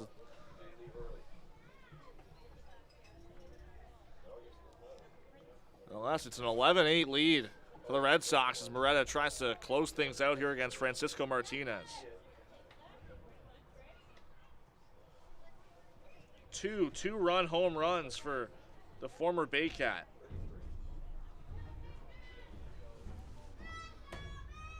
1-1 now to Martinez.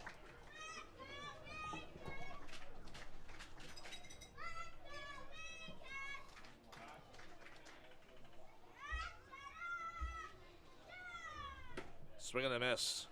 1-2 now.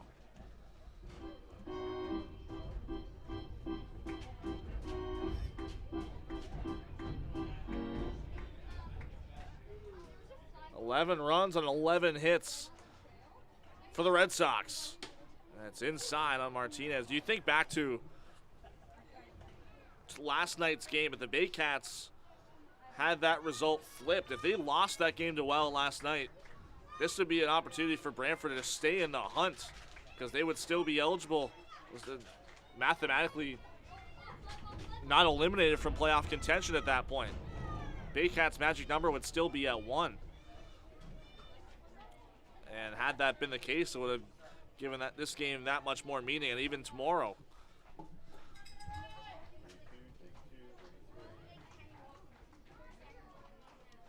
Moretta's 2-2 outside.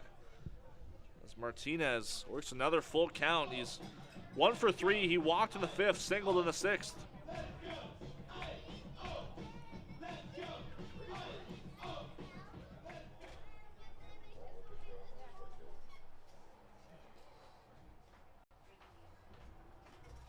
Three-two. Just missed. Cyprian thought that was strike 3. He was already halfway to the dugout. As Martinez, patient approach pays off. It's a 2-out walk, and you can see Moretta's frustration coming out on the mound.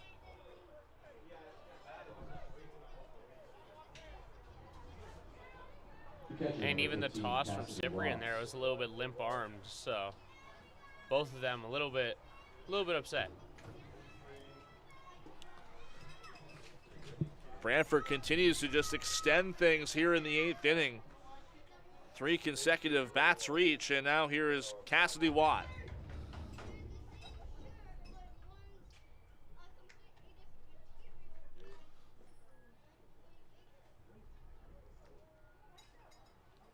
Moretta finally comes set. Martinez at first.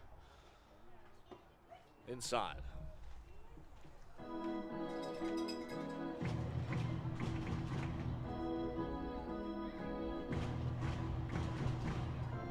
A back and forth game. This one it seemed like Barrie was threatening to tie and retake the lead again. The Red Sox push further out in front.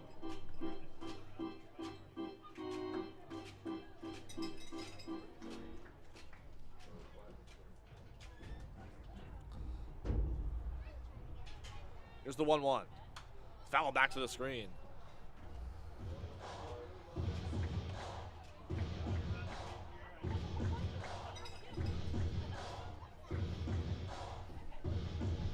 Retta's just got to do his best to get out of this issue that he's managed to drag himself into. The gap was 1, back to 3, and clock's ticking. Runner goes, it's in the dirt, and the Mike Kinnear says that Watt went around, the tag applied, that'll end the frame. 11-8 the lead now as Christian Kazemka goes deep for the second time. Baycats have their work cut out for them. 6 outs to go here in Springwater.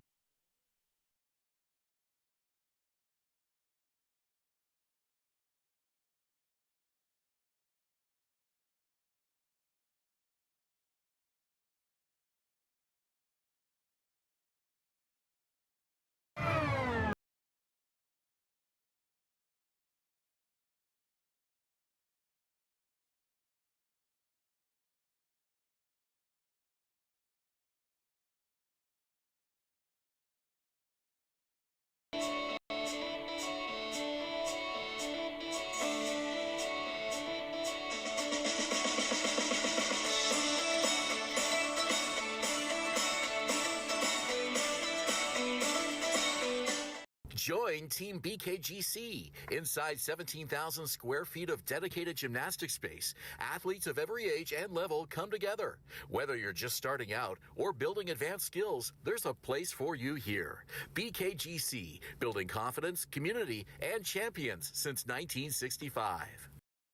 Visit Alliance Billiards and Sports in the northeast end of Barrie. A fun, friendly family environment offering pool, darts, karaoke, and live entertainment. Enjoy a large variety of delicious food and drinks on the patio. You'll come as a stranger and leave as a friend.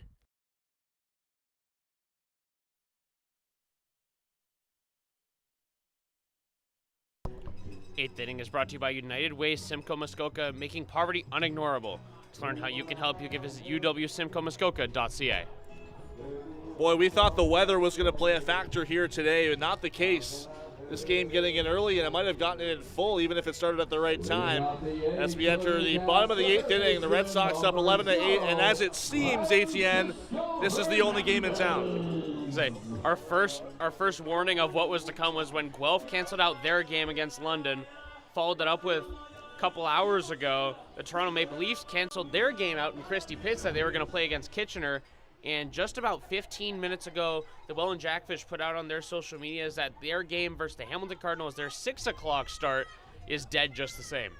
All 3 games going to be postponed, and we'll find out when those ones go because a lot of those got playoff implications. Playoff implications, and as we get closer to the end of the season, those games get harder to make up. As Hernandez called for the swing on the first pitch from Halden Craig. Obviously, those games, as I mentioned, harder to make up. And they will have to be made up because, again, they could matter for the top 5 teams and who finishes where. Called strike. Obviously, the one Kitchener-Toronto doesn't matter for the grand scheme of things. I'm sure both teams could live with that game not being made up in the future. Just the 0-2, up and away. I think it'd be fun to have it play out during playoff baseball. Yeah, it's still regular one-off game. Call it a friendly.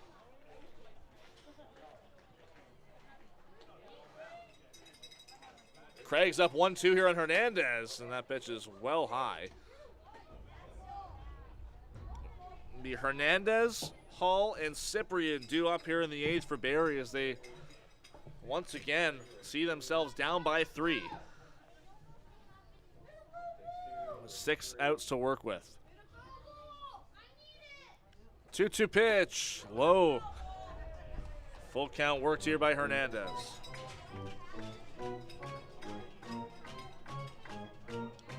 Hernandez 1 for 2. Was hit by a pitch and walked.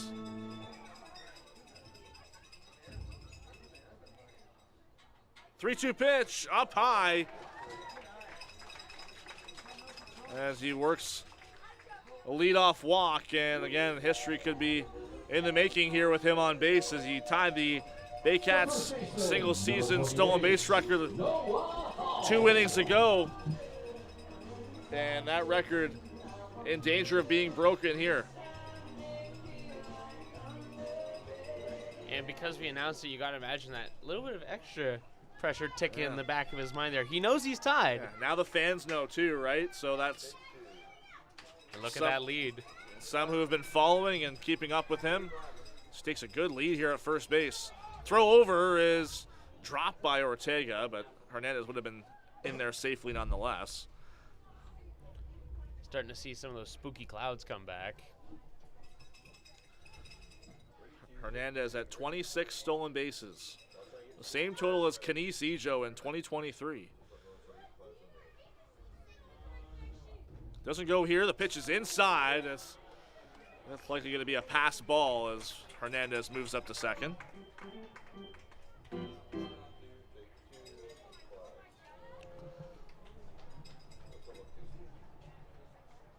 And there's the shot right there of the clouds that have canceled everything in the CBL today.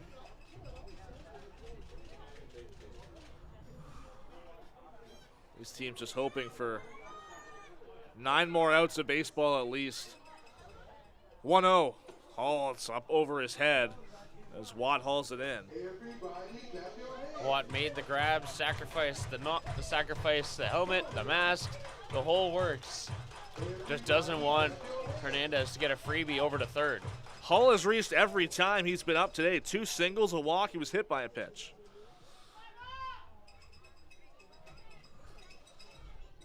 The 2-0. Up high again.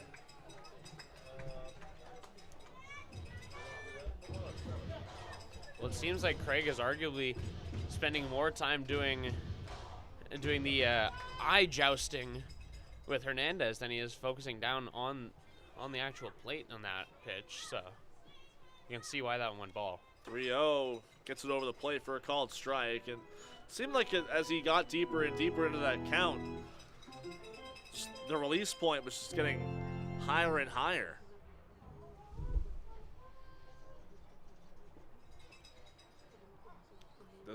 Just one quick peek at Hernandez. His Hull swings right through it. The count is full.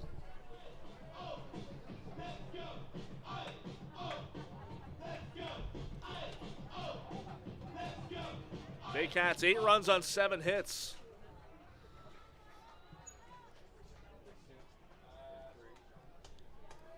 A win would be huge today with every other team idle. 3-2. Broken bat. That's going to be a base hit to left field. Hernandez had to hold up, getting the wave, and he's going to have to stick around. That ball died in the shallow left field.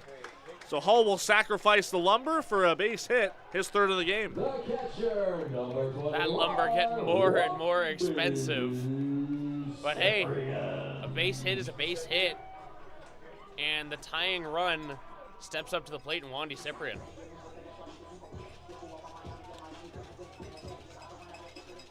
See, third base coach Andrew White just scavenging for the pieces of that bat so it doesn't cause any further issue. So runners in the corners here. And Etienne, as you mentioned, tying run at the plate. It's Wandy Cyprian. RBI double earlier in this game. Could tie this game with one swing of the bat, as he homered in last night's game as well. First pitch from Craig is up high. He's come up clutch a whole lot for Barrie. Of course, homered in the game before, had the hit that brought them to extras in the game before that. The 1-0 pitch is up high again. Craig just having trouble bringing that release point down.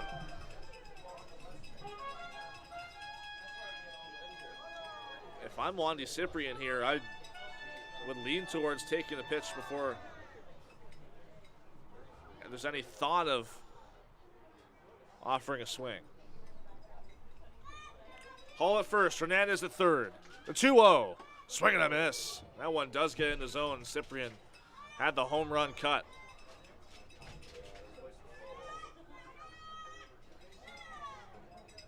Small ball never hurt nobody. Still nobody out in the inning. The 2-1, popped out of play, foul.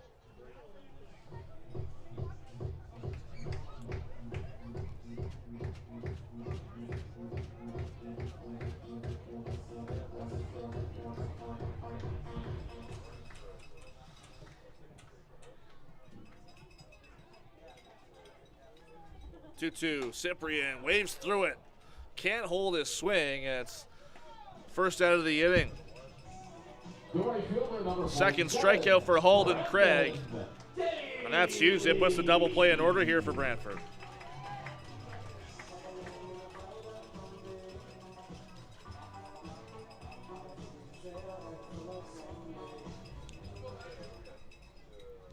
Daly flew out to center his last time. He came into this game defensively for Clayton Keys, who seems to have some kind of shoulder injury. He fouls that one to the screen. Caught up with Keys mid-inning. It was mid-pitching change. He walked by the booth, and I asked him what was going wrong. He said shoulders acting up, and it's more of an issue at the plate rather than when he throws. More towards his back as well, which I know he's had issues with before. It's the 0-1, and just miss up high. Brendan Daly taking a patient approach here, representing the tying run for Barrie.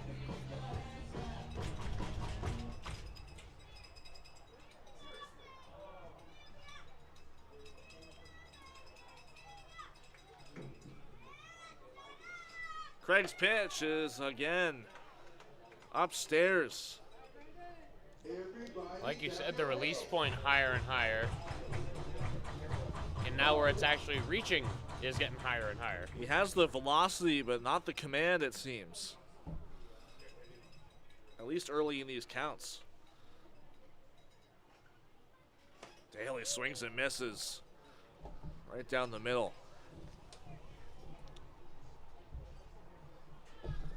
Daly born in Ontario, but spent much of his life in Australia. first year with the Barrie Baycats after a few with Hamilton.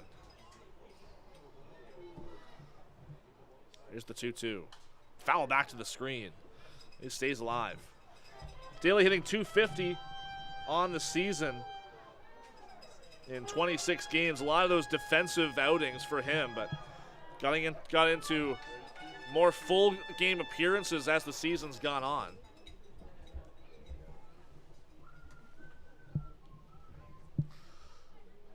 Craig, the 2-2, breaking pitch, called strike 3. That's as outside gets for Mike Kinnear. And there's 2 out in the inning. The shortstop, number 26, Adam Odd. Well, Adam Odd will have an opportunity now. He's walked 3 times. Trying to extend the inning for Barrie as they attempt another comeback. First pitch, outside to the lefty.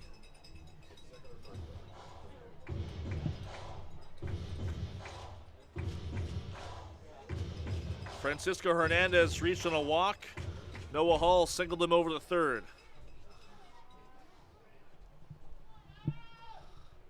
Craig's 1-0. Misses again.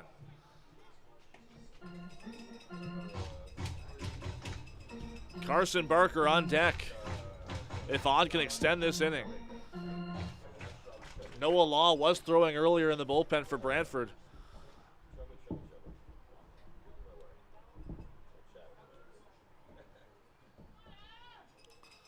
Here's the 2-0 from Craig. Breaking pitch gets in there for strike 1.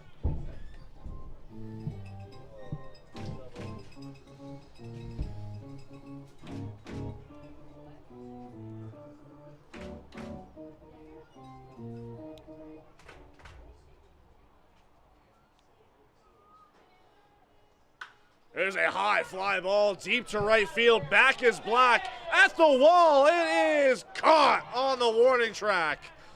Mere feet away from tying this ball game. Adam Odd just comes up short.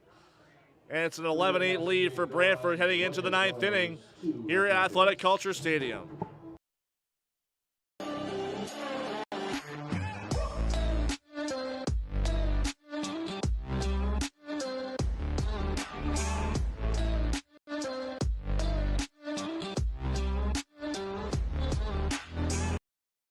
Step up to the plate at Park Place. The latest fashion, delicious dining, exciting entertainment. Hungry after the game? Stop by one of their patios or grab a sweet treat for a grand slam of flavors to satisfy every craving. Park Place, where every visit is a home run.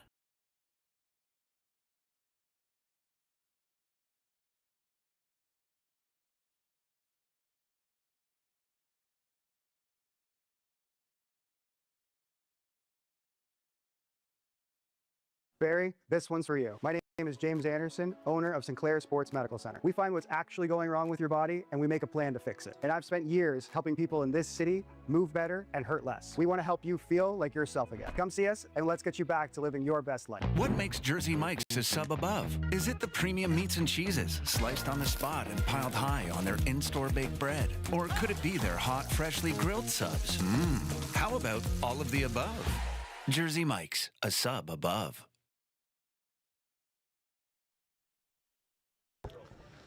Top of the 9th inning, and a surprise appearance for some is Tyler Plumpton on the hill for the Barrie Baycats. Plumpton, 4 games he's pitched, 1 total inning of work. 0 earned runs, 0 strikeouts, 0 walks. He's got 0 across the board apart from that single inning pitched, and he is 0-2 on the count already. Yeah, that 1 inning coming June 20th against the London Majors. That was a blowout win for London.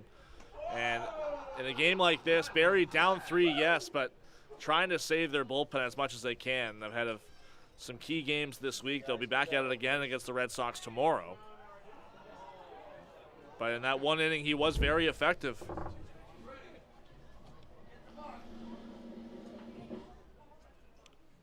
On the ground to second, and past Barker into right field for a base hit. The center fielder, number 3, Walker Hulkroyd. Before today, Plumpton had pitched in 3 separate outings, 2021, 2025, and earlier this year with one-inning outings. I remember last year's was in Guelph.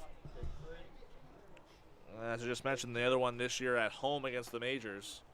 Called strike here on A.J. Carosis. Pardon me, on Walker Hulkren. Hulkren with a single. Plumpton with that hit given up has tied his career high in hits given up at 1. Foul away.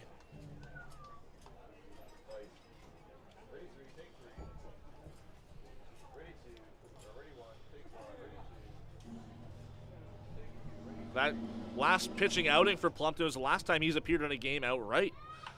As it's popped up by Carosis, back of second base in the shallow right field. And it's Carson Barker there to make the catch for out number 1. Shortstop, number 9, Jacob Cantor. I know a lot of family and work commitments for Tyler Plumpton, who's a police officer in Barrie as well. And it's a limited. He's been at the ballpark tons, but not getting into much work. As called strike there on the leadoff hitter, Jacob Cantor. That was a whole lot of framing, Julius. At least it looked it. One hopper to Adam on. This could be 2. The throw on a second is off the glove of Barker and into shallow right field. Carosis goes over to third base. I would imagine that should be a fielder's choice for Cantor. Official ruling is a hit and error. I think that's going to be changed to a fielder's choice because Odd didn't even go to first base. But the error nonetheless charged to Odd as swing and a miss by Brody Black.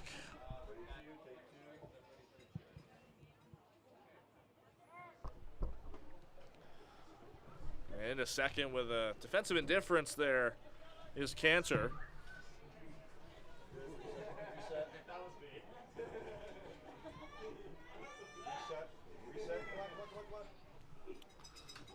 Fouled off by Black. And another 1-2 count for Tyler Plumpton. The thing was when you have a position player pitch, it's just the mentality of, okay, just throw strikes. I'm not here to impress anybody. There's a high fly ball. That's a left field. If it's fair, it's potentially gone. Noel McGarry-Doyle, does he catch it? Yes, he does. Foul ground. 1 run comes in to score. What a catch from Noel McGarry-Doyle.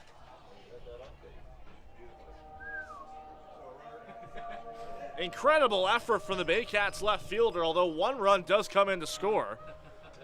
And it's a 12-8 lead for the Red Sox. A sacrifice fly there for Black. Cantor also moved up to third on the play.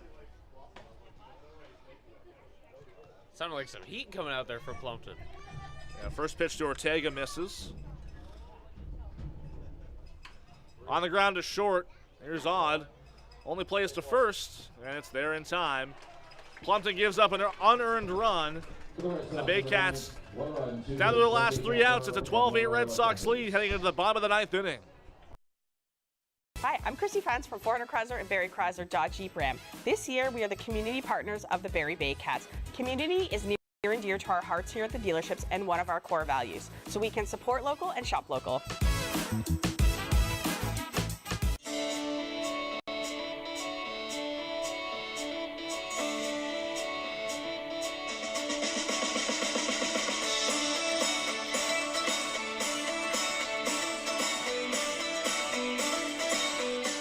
Join Team BKGC. Inside 17,000 square feet of dedicated gymnastic space, athletes of every age and level come together. Whether you're just starting out or building advanced skills, there's a place for you here. BKGC, building confidence, community, and champions since 1965. Visit Alliance Billiards and Sports in the northeast end of Barrie. A fun, friendly family environment offering pool, darts, karaoke, and live entertainment. Enjoy a large variety of delicious food and drinks on the patio. You'll come as a stranger and leave as a friend.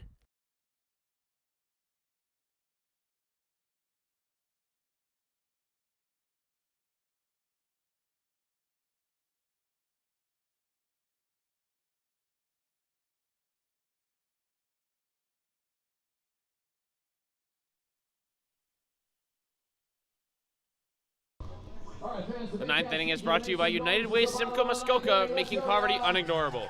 To learn how you can help, you can visit uwsimcoemuskoka.ca. He's ATN Skitch. I'm Julius Hern. The Barrie Baycats down to their final 3 outs of the ball game. They trail the Red Sox 12-8. Key insurance run for Brantford in that 9th inning, and that's likely the reason that Holden Craig is staying in this game to finish out the 9th inning. We saw Noah Law warming up earlier. Likely would have been the lead candidate if it was a safe situation, but not the case anymore. First pitch from Craig is outside.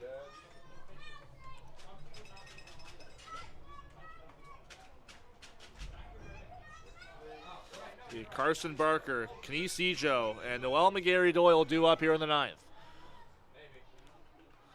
On the ground, right side. Tough play for Ortega. He'll flip to Craig, and that's the first out of the inning.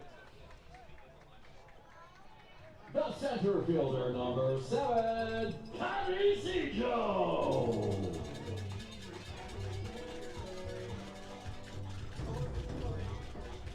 Kenice Ejo, the number 9 hitter for Barrie, drove in a run earlier, his team leading 37th RBI, but remains 0 for his last 18.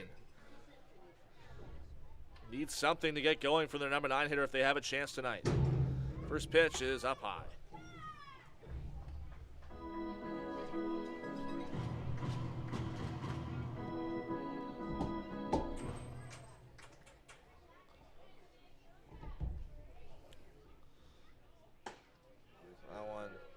Offer there from Ejo, doesn't go around, 2-0.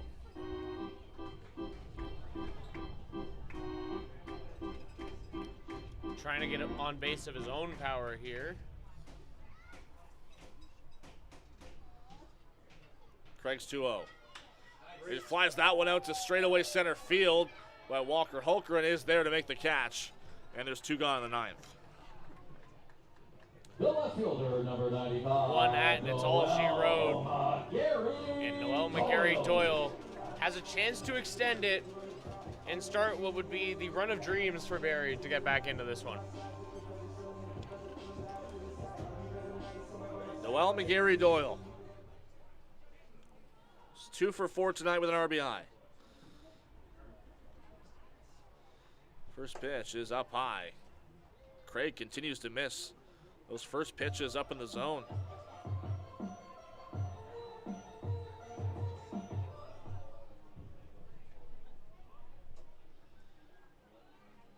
Here's the 1-0. Swing and a miss from McGarry-Doyle. Made that fantastic catch out in foul ground. Out and left the last inning, which, as I mentioned, allowed that 1 run to score for Brantford.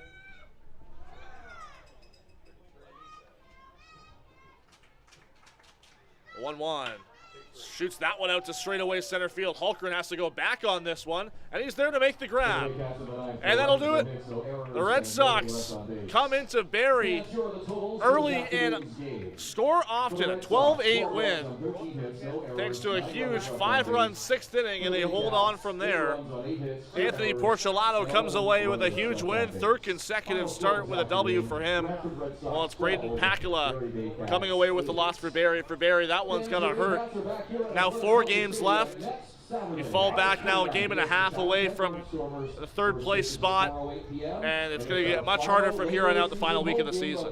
Say there's nothing that they got in the tank that they haven't already used at this point. People know what they're going to be looking at when they see the Barrie Baycats, and it's going to be a lot harder, especially in these last few games, to really prove yourself, to sneak yourself not only out of the cookie cutter that it seems that Barrie has formed into, where it's a little struggle in the start and the offense kind of shows up towards the end, where they're trying to now fight their way back into that 4th, 3rd place spot to try and sneak out. Brantford wins its 5th in a row on the back of a couple home runs by Christian Kazemka, and they come away with a 12-8 win. For ATN Skitch and our entire Baycats TV crew, I'm Julius Hern, wishing you so long from Athletic Culture Stadium.